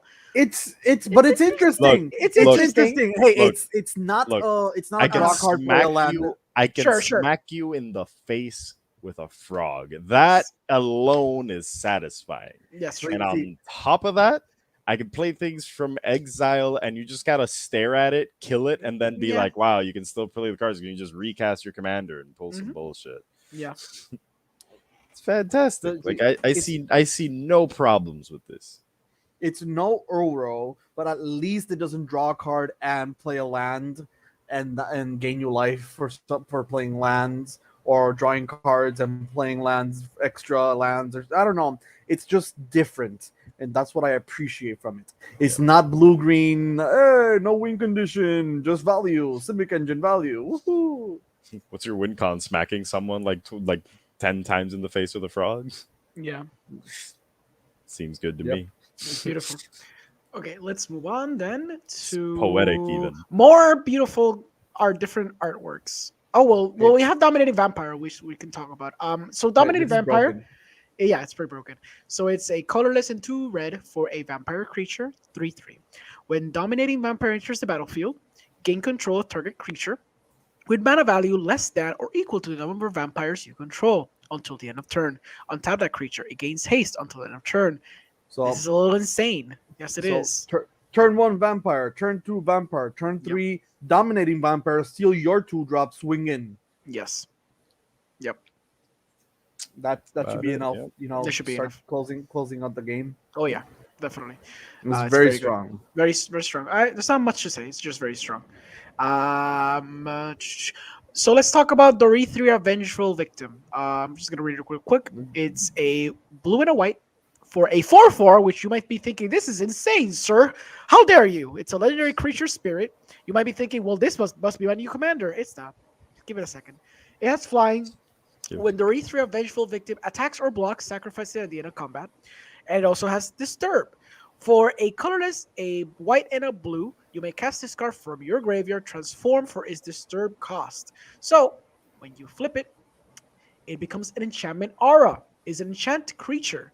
So enchant creature has whenever this creature attacks, create a 4/4 white spirit creature token with flying that's tapped and attacking. Sacrifice it at the end of combat. If the Rethria's Retribution would be put into the graveyard from anywhere, exile it instead. What do you guys think? It's basically Geist of Sanctraft, but Yes. not Geist of Sanctraft. Yeah. It has a bigger body, but you also need another body for the enchantment part. Yes. It's slower. Geist of Sanctraft is just better. This is good in standard, though. This For is really good standard, I standard. feel like this actually could be impactful. Yes. Yes. Because I could see this a blue white tempo-y or like the weenies And just flashing blue. when you consider the Gaze Slide Snare, which is basically a mana leak at worst, and it can become even better than a mana leak at best. I think with those two combined, a 2 mana 4/4 that's gonna swing in turn 3 is strong. And then if you have Spirit Theme, which obviously you will have, the Disturb thing is gonna be insane. Also, the spirits themes have like a little enchantment sub theme, Yes. so that's interesting. Yeah, especially historic, which mono blue tempo is a thing. And that's a bunch of those are just spirits. So I feel like there's something there with the Rethra. You could start making it Azorius, and I think because it's become strong. What do you think, Chris? I honestly don't have much of an opinion on on Dorothea. I mean, It's Dorothea, Dorithia, Dorothy. Dorothy. know. It's Dorothy. Dorothy. Dorothy. That's Dorothy. Point is, I don't know. I kind of don't like Dorothy. I feel like she just Okay. kind of does nothing. Like, That's fair. cool, but I mean, what was her flip side again? What was her disturb? Her She disturb just side? because she just has an enchantment. She becomes an enchantment, so you can enchant to a creature, and then when it attacks, you put basically a 4/4 spirit tapped and attacking flying, and then it sacks at the end of turn. So you play with Dorithra, she dies, Actually, and then you have I another think spirit. I think this then- works like standard. Standard, I think Yeah, could make yeah, some use of it. Okay, that's Actually, kind no, of it disturbs for 3. Yeah, yeah, it works in standard. yeah. It's about it. I feel that's fair. Yeah. It's about it. Okay. So if because of the spirit sub theme, Geist Light Snare. It's a 2 colorless and a blue for an instant. Which me, I'm already loving it. This spell costs 1 less to cast if you control a spirit, so it becomes 2 mana instead. It also costs 1 less to cast if you control an enchantment, which obviously in the spirit theme, like JP said, there's also sometimes an enchantment sub theme. And it finally says counter target spell unless its control pays 3. So at worst, very worst, it's a horrible card you should never play. At medium best, it's a mana leak in standard. At absolute amazing, it's better than a mana leak. It'll be kind of difficult to get it to cost 2 less most of the time, but at medium best, which I think is going to be the functional part about this, it's going to become mana leak in standard. You feel like that would be, but there's an upcoming card we're gonna discuss that says otherwise. Fair enough. So then these are the Dorothy. Okay, I would get that Dorothea to be honest with Dorothy. Would you not get this Vengeful Abraham Victim, Van Helsing? Because he looks pretty badass. I would get him just because he's Abraham Van Helsing. Right? Also, Yeah. Grolnok looks disgusting. I love him. Thalia. Yeah. I want to get like I forgot the name of the alternate Thalia art, but now I want both. Right? I want that one and the oh man, for sure. that Okay, looks sick. JP, you want to read Volatile Arsonist? Yeah, sure. It's 3 red for a creature human werewolf, and it is a 4/4 menace haste. When Volatile Arsonist attacks, it deals 1 damage to each up to 1 target creature, up to 1 target player, and up to 1 target planeswalker. It has Daybound, which is the flips previous 4. mechanic, and it flips.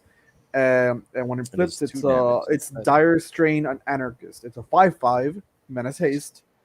Whenever it attacks, it deals 2 damage to each up to 1 target creature, up to 1 target player, and then up to 1 target planeswalker. It has Nightbound. I like that. Awesome. This The is good for artwork werewolf is so deck. reminiscent of like Yeah. 90s aesthetics of Magic. Yeah. I love it. Yeah, I like it a lot. pretty sure this would just go into a new werewolf deck Mhm. for Standard. This EDH. again, this is great for Yeah. standard because you have It's Goldspan a Dragon, which removal, is sitting yeah. at a 4/4. Yes. And I mean, it's not going to remove a Goldspan Dragon, of course, but it will definitely be like, hey, for the most part, if you're playing werewolves, you want your cards to be flipped. So, like, at worst, you have something that can trade for that Goldspan Dragon. Mhm. And at best, you're going to have something that is going to, like, kill the Goldspan Dragon and just keep going. Yeah. And Okay. it's also Menace, and, like, it has Menace. Like, Menace... Oh, man. Menace is a really good mechanic in general, but in Standard, it's just really powerful. Mm-hmm. So, are you planning on adding change of fortune for Angie? Because that card, I just Yeah. read that card. It's Yes. like, whoa. It's a wheel yes. for 4. No. No. You gotta read that properly. JP, will you the honors? my Read God. 3 the in a card. red sorcery, change of fortune. Discard your hand. then draw a card for each card you've discarded this turn. Yes. Never mind. Angie goes, wee. So explain why this is broken, JP. So basically, you just discard a billion card before you cast this, discard your hand, and then draw a billion cards. Yes. Now, caveat: will this work with the hand you discarded? What do you mean?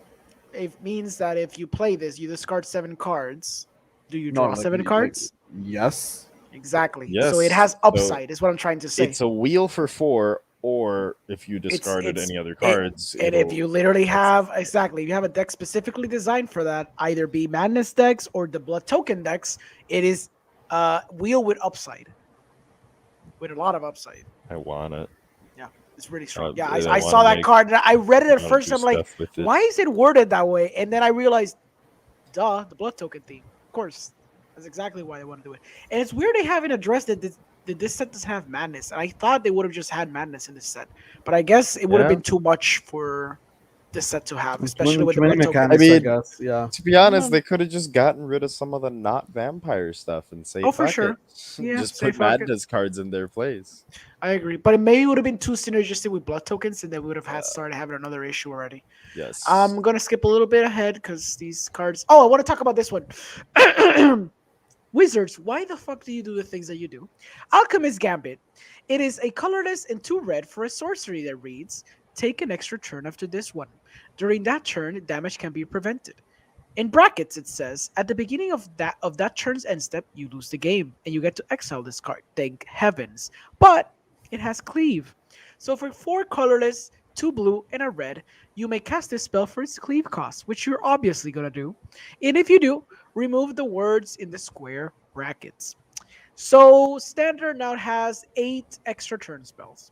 Like 2, but you can run 8 copies. Yes, exactly. Dude, 8 copies. this is insane. Yes. It's Why Wizards? Why? up to a certain degree, it's better than All Runes Epiphany. Up to a certain degree. To a certain degree, because the thing is that Aldrin, the All reason Runes why it's Epiphany- broken is the birds. It's not broken because of the birds. Yes, the birds are really good for standard. However, a the finisher. thing that really breaks it is just exactly because you just like put down the freaking gold span dragon a turn before if your opponent doesn't have lots of ways of removing it, or you just take the extra turn and drop the dragon. The dragon is really what is like destroying everybody's face, but the thing that enables you to win with the dragon is definitely the extra turn spell.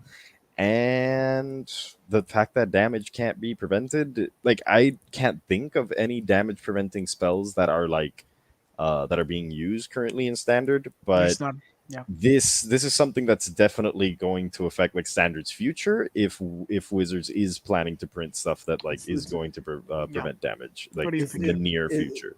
Is this just another Nexus of Fate? It's a worse Nexus of Fate. But no, but like the meta is basically what it would. Oh yeah, it's kind of becoming Nexus of Fate. Because Nexus of Fate was just casting Nexus of Fate a billion times until you win. Yeah, then this feels that with 4 extra copies of an extra turn spell, it's kind of insane already. This is the kind of meta I should be playing at local game stores. Oh, same. I'll just be like, okay, so if I was a try hard, okay, cool. So I'll just do the thing. So I do the thing. Alchemist Gambit. Hold on, just give me a second. All Runes Epiphany again. Okay, sure. Resolves. Of course it resolves because you're not gonna do anything to stop this. You're just looking at me funny. Stupid.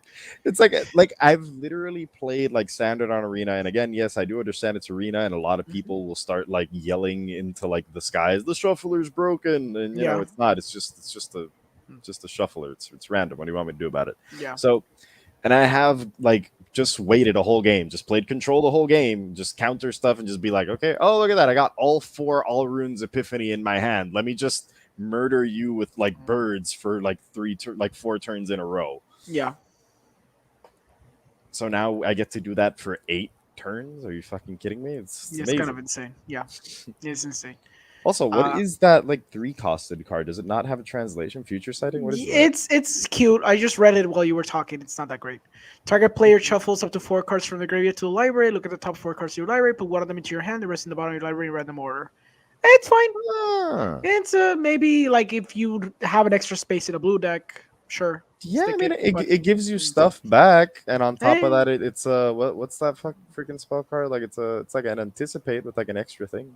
It's like sure, yeah, you pay one more for anticipate, so you can get stuff back from your graveyard, yeah, which isn't absolutely terrible to be honest. I mean, sure. I while I do agree there are better alternatives, like just straight up playing the spell from your graveyard. mhm. For example, like I've in my Burrell deck, I've been in situations in which the only thing I can do is stare at my graveyard and think, God damn, I wish that was I back wish in my I had, deck yeah, so I can like same, search for it. same. Exactly. So it's actually not a terrible card to have, especially in a deck like Burrell where you can cast this for 2.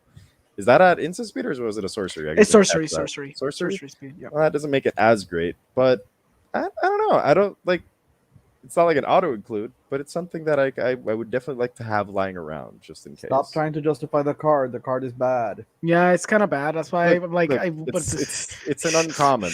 The worst, like maybe they could have just made it a common, I guess. But you know what? I don't hate it. I fair don't enough. hate it. Fair enough. That's all. Let's skip ahead to Runo Stormkirk. Stormkirk. Stormkirk. Sorry, so Everybody, I'm not. everybody, literally everybody gets that wrong. I Okay. keep calling these guys Shit. Stormkirk all over the place. Yeah. It's Well, okay, Stormkirk. so Runo, JP, go ahead. Runo Stromkirk. 1 blue and a black, so 3 mana for a legendary creature, Vampire Cleric. He's a 1/4 flyer. When he enters the battlefield, put up to 1 target creature card from your graveyard on top of your library. At the beginning of your upkeep, look at the top card of your library. You may reveal that card. If it's a creature card, you with mana value 6 or greater, reveal this way, transform Runo Stromkirk. And he transforms into Crothus, Lord of the Deep. Sounds He is legendary fantastic.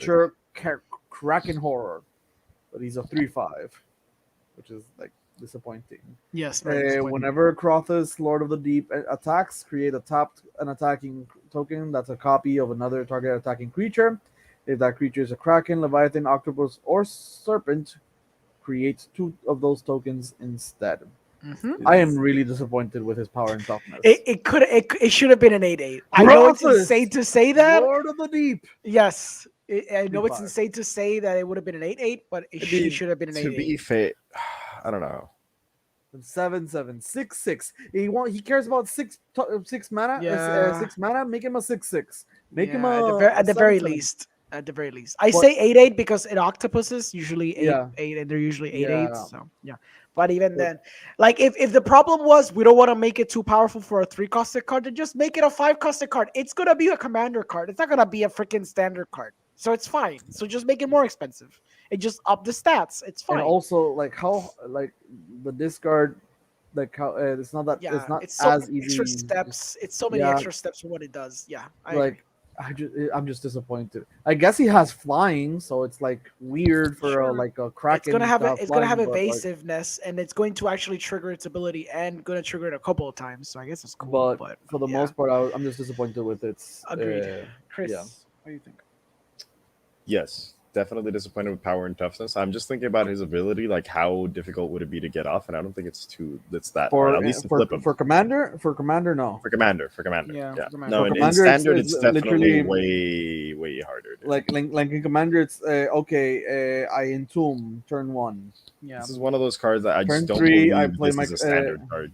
Yeah. Someone's gonna try to break him, but it's not gonna work. Exactly. Entomb turn 1. Play this turn 3. You put the entomb creature on top. Next next upkeep, reveal the top card. Oh Mhm. look, it's a Kraken. Flip.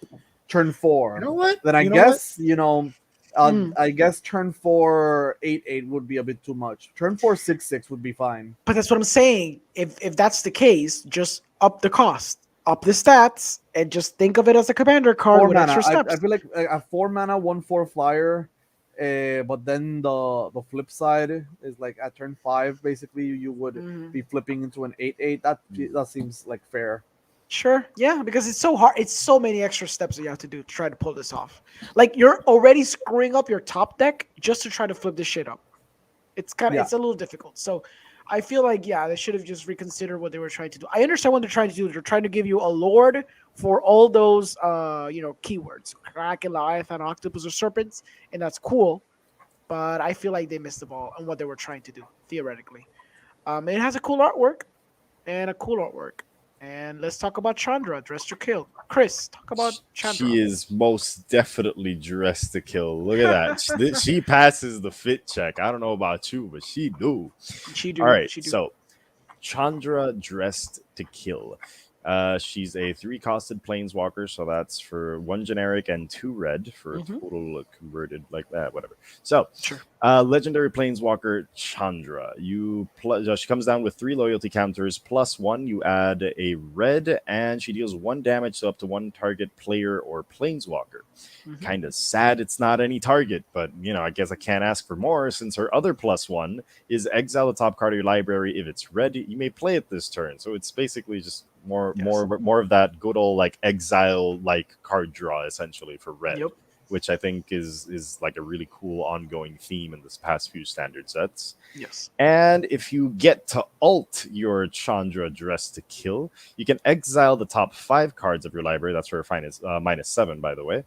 And you may cast red spells from among them this turn. You get an emblem with whenever you cast a red spell, this emblem deals X damage to any target, where X is the amount of mana spent to cast the spell. So your burn spells become double burn spells, and they'll just like burn for 1 additional damage, probably if you're playing burn right. But point is, it counts in 20 life formats.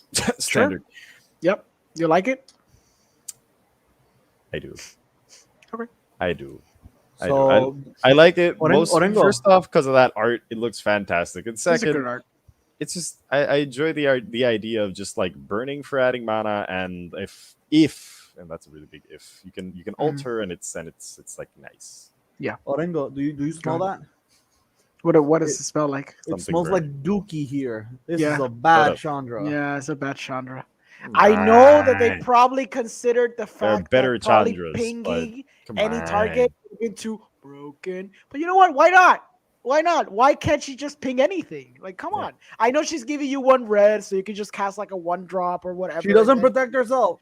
That's also true. She does not. That's your job. She's clearly your clearly job. a value. She's clearly a arriving value to card. the party. It's your job to protect her. She's You clearly a gotta value simp card. for her. It's your job to simp for her. She's JP. dressed to kill, but she can't even kill creatures. It's the problem, I feel like. She should have at least had the caveat of killing small creatures, at the very least. And again, I know that she adds up red, but it doesn't mean that she can also kill a stupid creature. Come on. Just make her kill a creature. Also, the exile the top of the card, it has to be red. That's also very specific. Yeah. Yes. It's not any card. This is perfect. This is No. It'll probably Yes. be decent in mono red aggro decks, but the thing is, you usually don't include slow. these cards because it's slow. And that's the thing. Even at 3 mana, which is kind of insane to say, it's too slow because it doesn't kill a creature. If it will at least kill you a creature, and then you drop a 1-drop so you can protect Chandra, then it's doing its job. But since you can't ping the stupid creature, I feel like that's the only thing. If it literally said any target, it might have been a different story. It's not horrible, but it's real. We've seen better Chandras, even at the uncommon level. Remember the one that came out, the one from Corset? Even that one, it was 3-costed. It was pretty good. Yeah. I think it was a rare uncommon. Now I don't remember. Chandra, Acolyte. There we go. That's the one I was Flame. thinking of. 1 Yes, red, legendary planeswalker Chandra. 0. Put a loyalty counter on each red planeswalker you control. Her second ability, 0. You create 2 1/1 red elementals, and they sacrifice at the next end step. Yeah. And -2. You just cast an instant or sorcery with converted mana cost 3 or less from your graveyard. If that card would be put into the graveyard this turn, exile. Was that a it rare instead. or an It's a uncommon? rare. It's a an rare. uncommon. It's a rare. It's a rare. It's a rare. Oh, It's a rare that's better than that. Yeah, and that's a mythic. This is a So good that's what I'm card. saying. Yeah. Like I remember that Chandra card being very, very good. So that's what I'm saying. Like this one, it's a little more This is disappointing. It's more of a value Chandra. It's not like Dookie. that one, which is way more aggressive. It's bad. Yeah, it's not that good. It looks pretty though. That art, phenomenal artwork. Yeah. But she. I'm actually dressed to kind of kill. disappointed in like the art section because Mhm. in the left art you got the really cartoony alternate art looking Chandra, Yeah. and then on the right, which is supposed to be like the borderless, which you would assume is like the alternate art, is where you get the usual Magic style Chandra. So I'm a little confused. That seems inconsistent. It almost seems like they just switched it out last minute.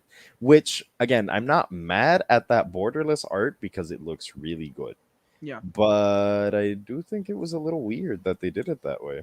Yeah, just one of them looks like standard Chandra you would see in a core set, and the other one looks like Like it's alternate art, aptly. cartoony, like Chandra. But the thing is, that one actually seems to fit the name because when I see the other one, the normal one that looks like a core set Chandra, she does not look like she's dressing to kill. You know what I mean?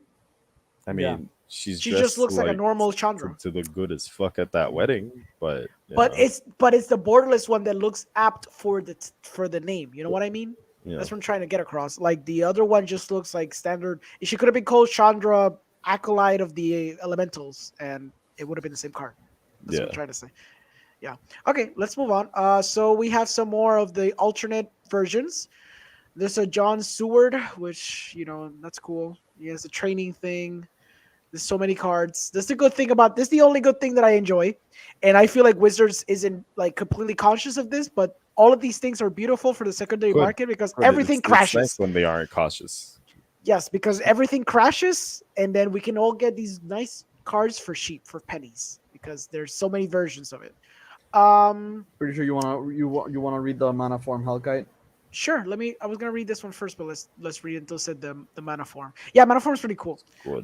So mana form Hellkite. It's a two colorless, 2 red for a 4/4 flying dragon that reads: whenever you cast a non-creature spell, create an XX red dragon illusion creature token with flying and haste, where X is the amount of mana spent to cast that spell.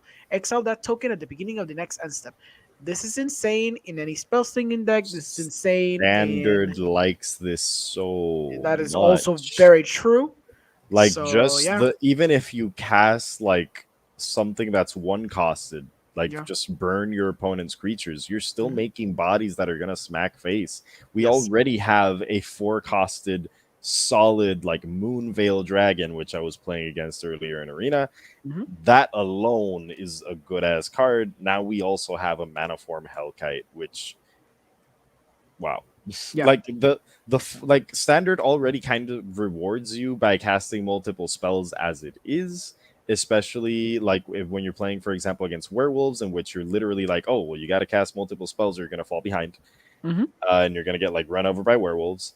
And now, like on top of everything, it's like you get a dragon that makes more creatures. That's insane.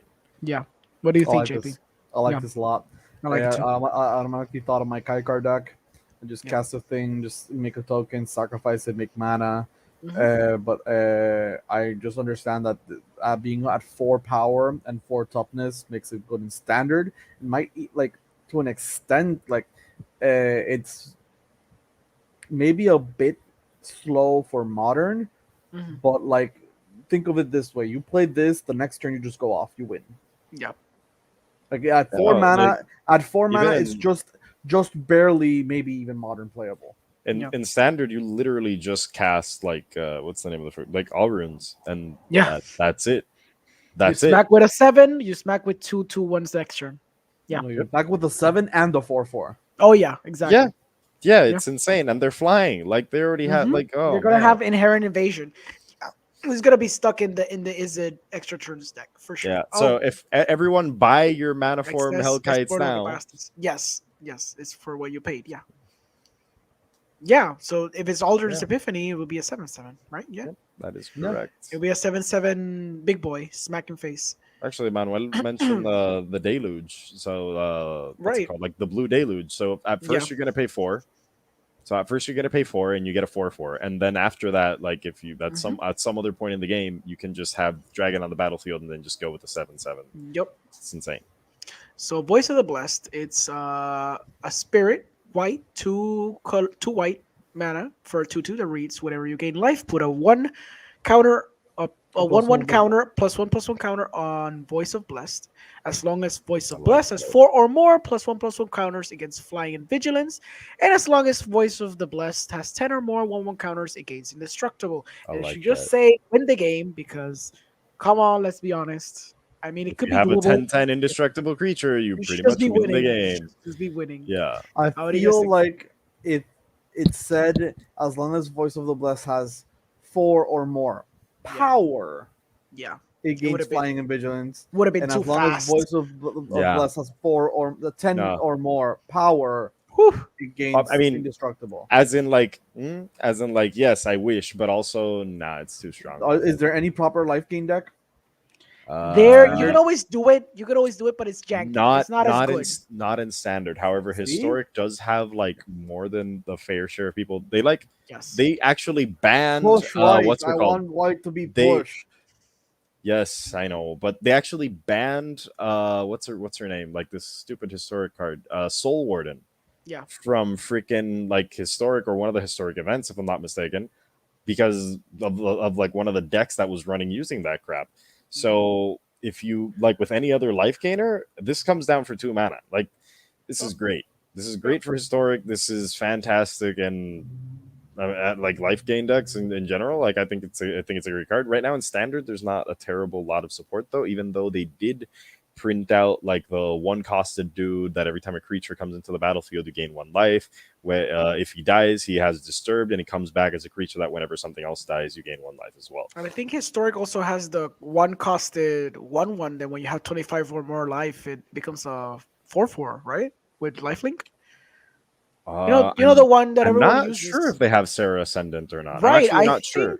I think I they think did put I it. think they did do. stick it into like one of those historic anthology things. I I'll think they check. I'll check right now. Hold on. Just you know how you know how it'd be. Okay. Moving The point along. is that along with like you also have like the Ajani enchantment, which does the Mhm. same thing. I think it could actually like put that deck on the board in Yeah. at least in historic. Agreed. In standard, Yeah. It's a maybe little more not. dubious. Maybe not because there's a lot of creature removal. So Path of Peril, colorless and 2 black for sorcery. It has cleave.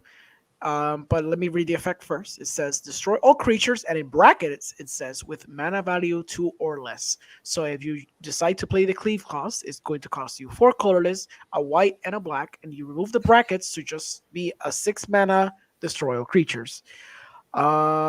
I like it because of the versatility, of course. It's actually pretty good in standard because for 3 mana, it's Doomscar, but for black. Because usually when you're Doomscarring early, you're usually doing it because you want to get rid of the little mono white or mono red decks that are destroying you, and you want to try to like tempo out the board. And it's a good alternative in black because you can just remove all the small creatures. And then when you have enough mana, if you're Orsov, then you're lucky enough to be able to just cast it. It's a Doomscar. It's worse than a Doomscar, fair enough, but it's a Doomscar in black. So I guess it's pretty decent. What do you guys think? This for standard. Like obviously any other format is shit unless maybe Commander. The Unless maybe versatility, Commander. but like there's better stuff for other formats. Yeah. Correct. Okay. Now let's get to the next one then. Very quickly. We're almost done. So let's talk about this one. Yeah, Concealing curtains. Go ahead. So concealing curtains, it's a black creature. It's a wall. Yep. So right, that's cool, right? Yeah. 2 and a black, transform it, and it becomes. You can only activate it as a sorcery, and it becomes the revealing eye. When this creature transforms, target opponent reveals their hand, choose an online card from it. If you do, that player discards that card, and then you draw a card, and then they draw a card. Yeah. This is the Eldrazi one, right? What? No. It feels like the Eldrazi card. What's the one that's used in modern? No, the Eldrazi one, Thought Not Seer. When it enters, it exiles a card from your hand. Right. And when it leaves, you get to draw a card. So this is worse. Got it. No, this is just the fairy. Yeah. Fairy? Right, the fairy one. Yes, I forgot the name of the fairy. Yeah, the blue one.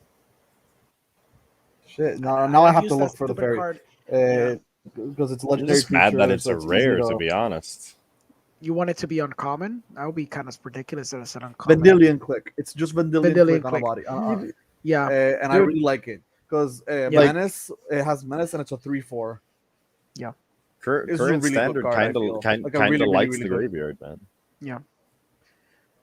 Yeah, it's good because one it's a mana. one cost.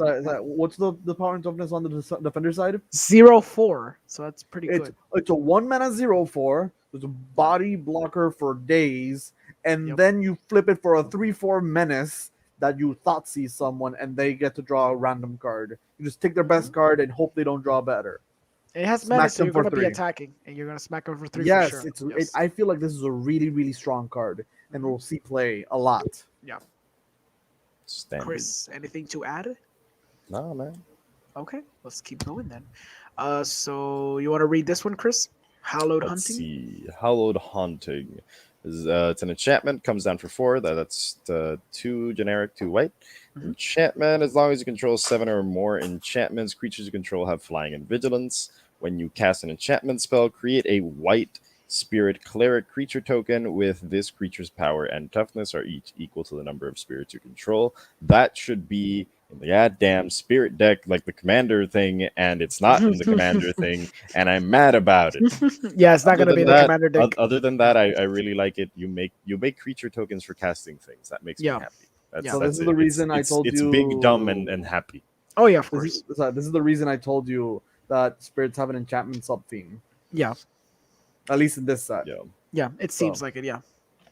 We'll have to see how good it is with the other stuff that'll be eventually leaked, Revealed. revealed. Sorry, yeah. But for now, yeah, I can see where they're heading with the idea. It's a little, expensive for And what a spirit it's deck usually is, because it's usually gonna be lower, like, yeah. yeah, it should be like, well, granted, I guess it would have been 3 mana. They would have bitched it would be too powerful, I guess. No, But because you still have to cast enchantments to Mhm. do stuff. Mhm. And you only get vigilance and flying with the enchantments if you have the Exactly. 7 or more. So it's more like an enchantment thing. Exactly. Yeah, you could probably stick it in a good enchantment deck, and it just naturally gains value. So Yeah. And finally, This Not, little- oh, you wanna talk about this one? Arc Okay. Ghoul of Thraben. go ahead. That card is Very good. Yeah. 2 and a black creature zombie cleric is a 3/2. Whenever Ghoul of Thraben or another zombie you control dies, look at the top card of your library. If it's a zombie card, you may reveal it and put it into your hand. If you don't, put the card into your. If you don't put the card into your hand, you may put it into your graveyard. Yeah. Yeah, that's pretty good. Will just came out, and zombies became like very very popular. They were pretty popular before, but they didn't have enough support, like in Yes. comparison like to elves and goblins and the other tribes. That it just didn't have like that proper good support. And these few sets have just given it to them. And this is a good card. Yes. Agree. What do you Like it a think, lot. Chris? Yeah. Yeah, it's very good. I just bought the, well, not just bought, but I bought the zombie like commander precon like Wilhelt, and I want this and I want to stick it in there. And if whoever doesn't is just wasting their time by every time they don't stick this card in their deck. Yeah.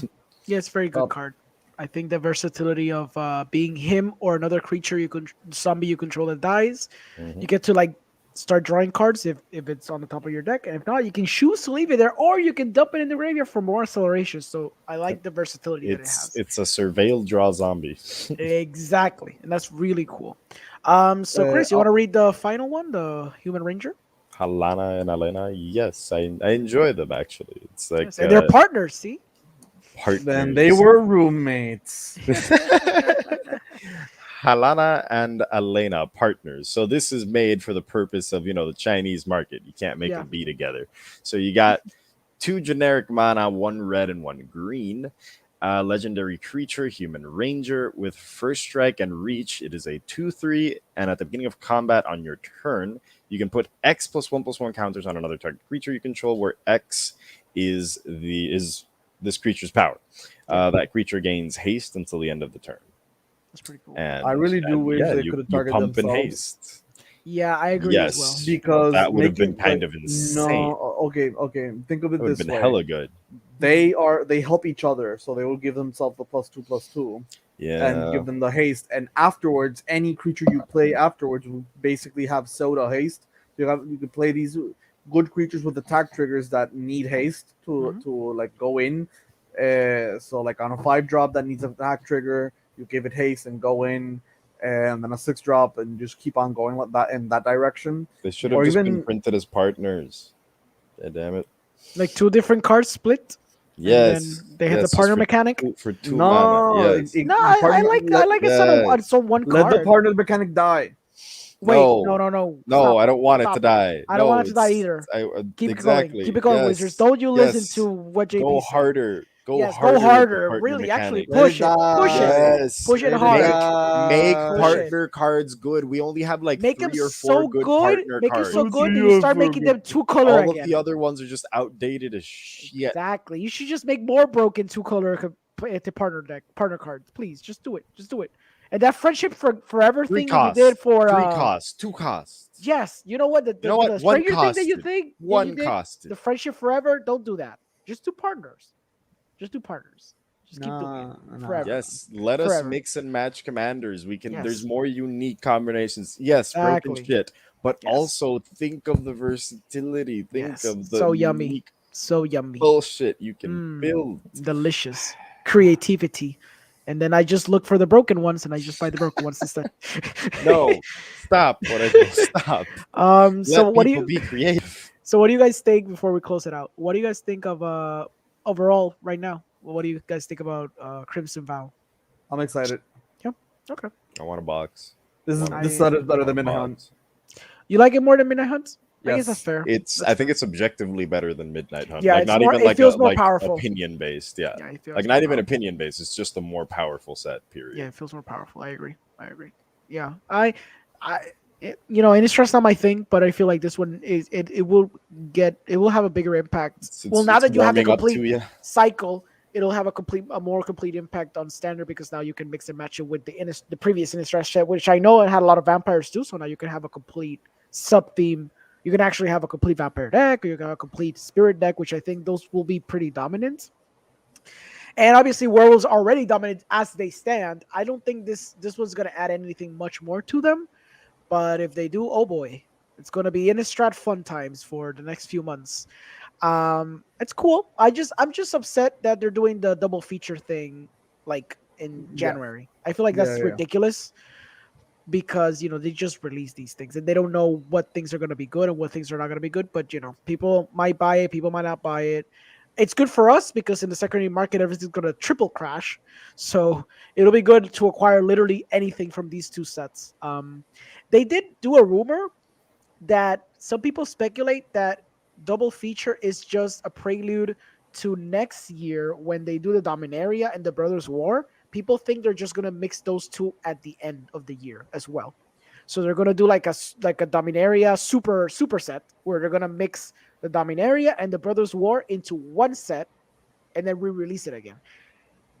Obviously, I like my Ursa. I like that type of lore is the lore that I kind of like. So the old lore, you old head. Yeah, exactly. I like that they actually do that for that. So I am being a total hypocrite right now. That while I'm saying that I hate the double feature, if they actually do it for Dominaria and Brothers War, I will be the first crazy person that buys a box. Unless that Ursa is crap, which he will probably be crap because obviously they're not gonna make up. They're not gonna make him crap. They're not gonna make it. They're not gonna make what they did in Modern Horizons, but like they're not gonna make him crap. Wizards, you can push it further. That Urza, he's cool. But you guys can do better. Beyond. You can further beyond. You can do better. So that Ursa is a good, nice first step. You can do more.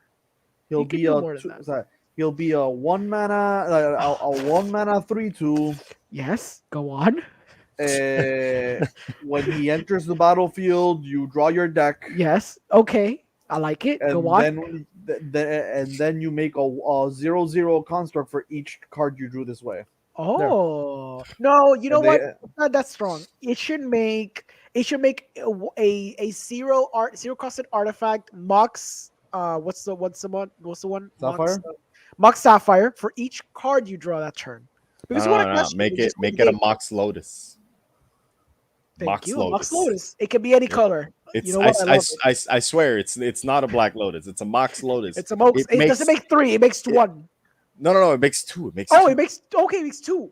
Yeah, it's a Mox Lotus. It's gotta have the Mox Wizards, card in there. You still have time. You still can go back to the drawing board. You can make it more broken. Just throwing it out there. People like their Urzas. You saw what happened with the Urza land, and you saw what happened with Urza Lord Artificer. Just make it more broken. That's all I'm saying. Um, so guys, I guess that's the end of our podcast. Hopefully next week they'll start releasing some more spoilers. So we have more stuff to discuss. We have that juicy content for you guys, very spicy every Friday. JP, where can the people find you? You can find me here in the Cardboard Cave podcast, and we're sorry that we couldn't cover the AMA that Melissa de Yes. Tora gave through Discord. Every time I went through the Discord and tried to connect, it gave me an error. I couldn't actually see the proper AMA, and I couldn't find anyone just talking about the AMA in the internet. Yeah. But she was talking about the design space, which is Maybe something there I were like like to talk some about. forbidden questions in there or something. Mm. We could Forbidden speculate answers. we could speculate all we want, but we don't have the answers, at least not now. But she was talking about a lot of the like design space and how she would design commander and casual play, because she is now in charge of that area, or at least one of the ones that would be in charge of that area. And basically creating commander products for us, and how she designs on fun. We talked about it was just me and Christopher talked about this on our previous podcast. If you guys want to check that out, Awesome. you can check us out in the Cardboard Cave podcast on Facebook, on YouTube, on Twitch. Yeah. Just check us out. So Everywhere. Christopher, Spotify, we're on everywhere, dude. We're All of everywhere. your favorite Anchor, podcast platforms. everywhere. Yeah. Christopher, where can they find you? You can find me here, the Cardboard Cave Podcast. You can sometimes find me on my Twitch when I'm like, not working. Yeah. Surviving. And just like trying to survive out here. But yeah, you can find me on my Twitch sometimes, Crisscross13. And whenever you'd like, you can interact with us directly in the page over on Facebook as well, and all our other social media, which we still have upcoming or working on it, trying to get there. But yeah, Beautiful. Yeah. Well, you guys can find me here with you guys talking about Magic cards. You can also find me with Subtitles Required, which is a podcast I do with John, where we talk about international films. You can also find me in The Movie Guy, Tuesdays, Thursdays, and sometimes Sundays, where we talk about the movies and stuff we saw over the weekend, special topics. You can find me in my podcast, Cinemas Podcast, where I talk about whatever the hell I want to talk about. You can also find me next via Richport, where we talk about in the after school club and in Cinemas. We also talk about movies because that's what I like to do because I'm a filmmaker. But even beyond that, you can just Google me, Google my name. I make movies. And you can also find John, Big Boss 117 PR. He streams, I think it's Mondays and Wednesdays. He streams a little bit of Magic Arena for like an hour or so. He shows you, if he's like doing a draft or he's doing some standard play, but he's always like, playing a little bit of Magic, getting that content for you guys. And I don't know. I hope you guys enjoyed tonight's podcast. I hope you had fun. I know Bob did. And he sends us our love. We send love back. Love you. I hope you all have a very good evening. Good night. Hey geeks, do you love comics, collectibles, and TCG? Well, here at Cardboard Cave, we have the place for you. Pass by Kapitan Granuja Comics and Games and find all your favorite geeky items there. Look for them at Facebook or Instagram or call them at 787-659-7003. A store blessed by Nicole Bolas.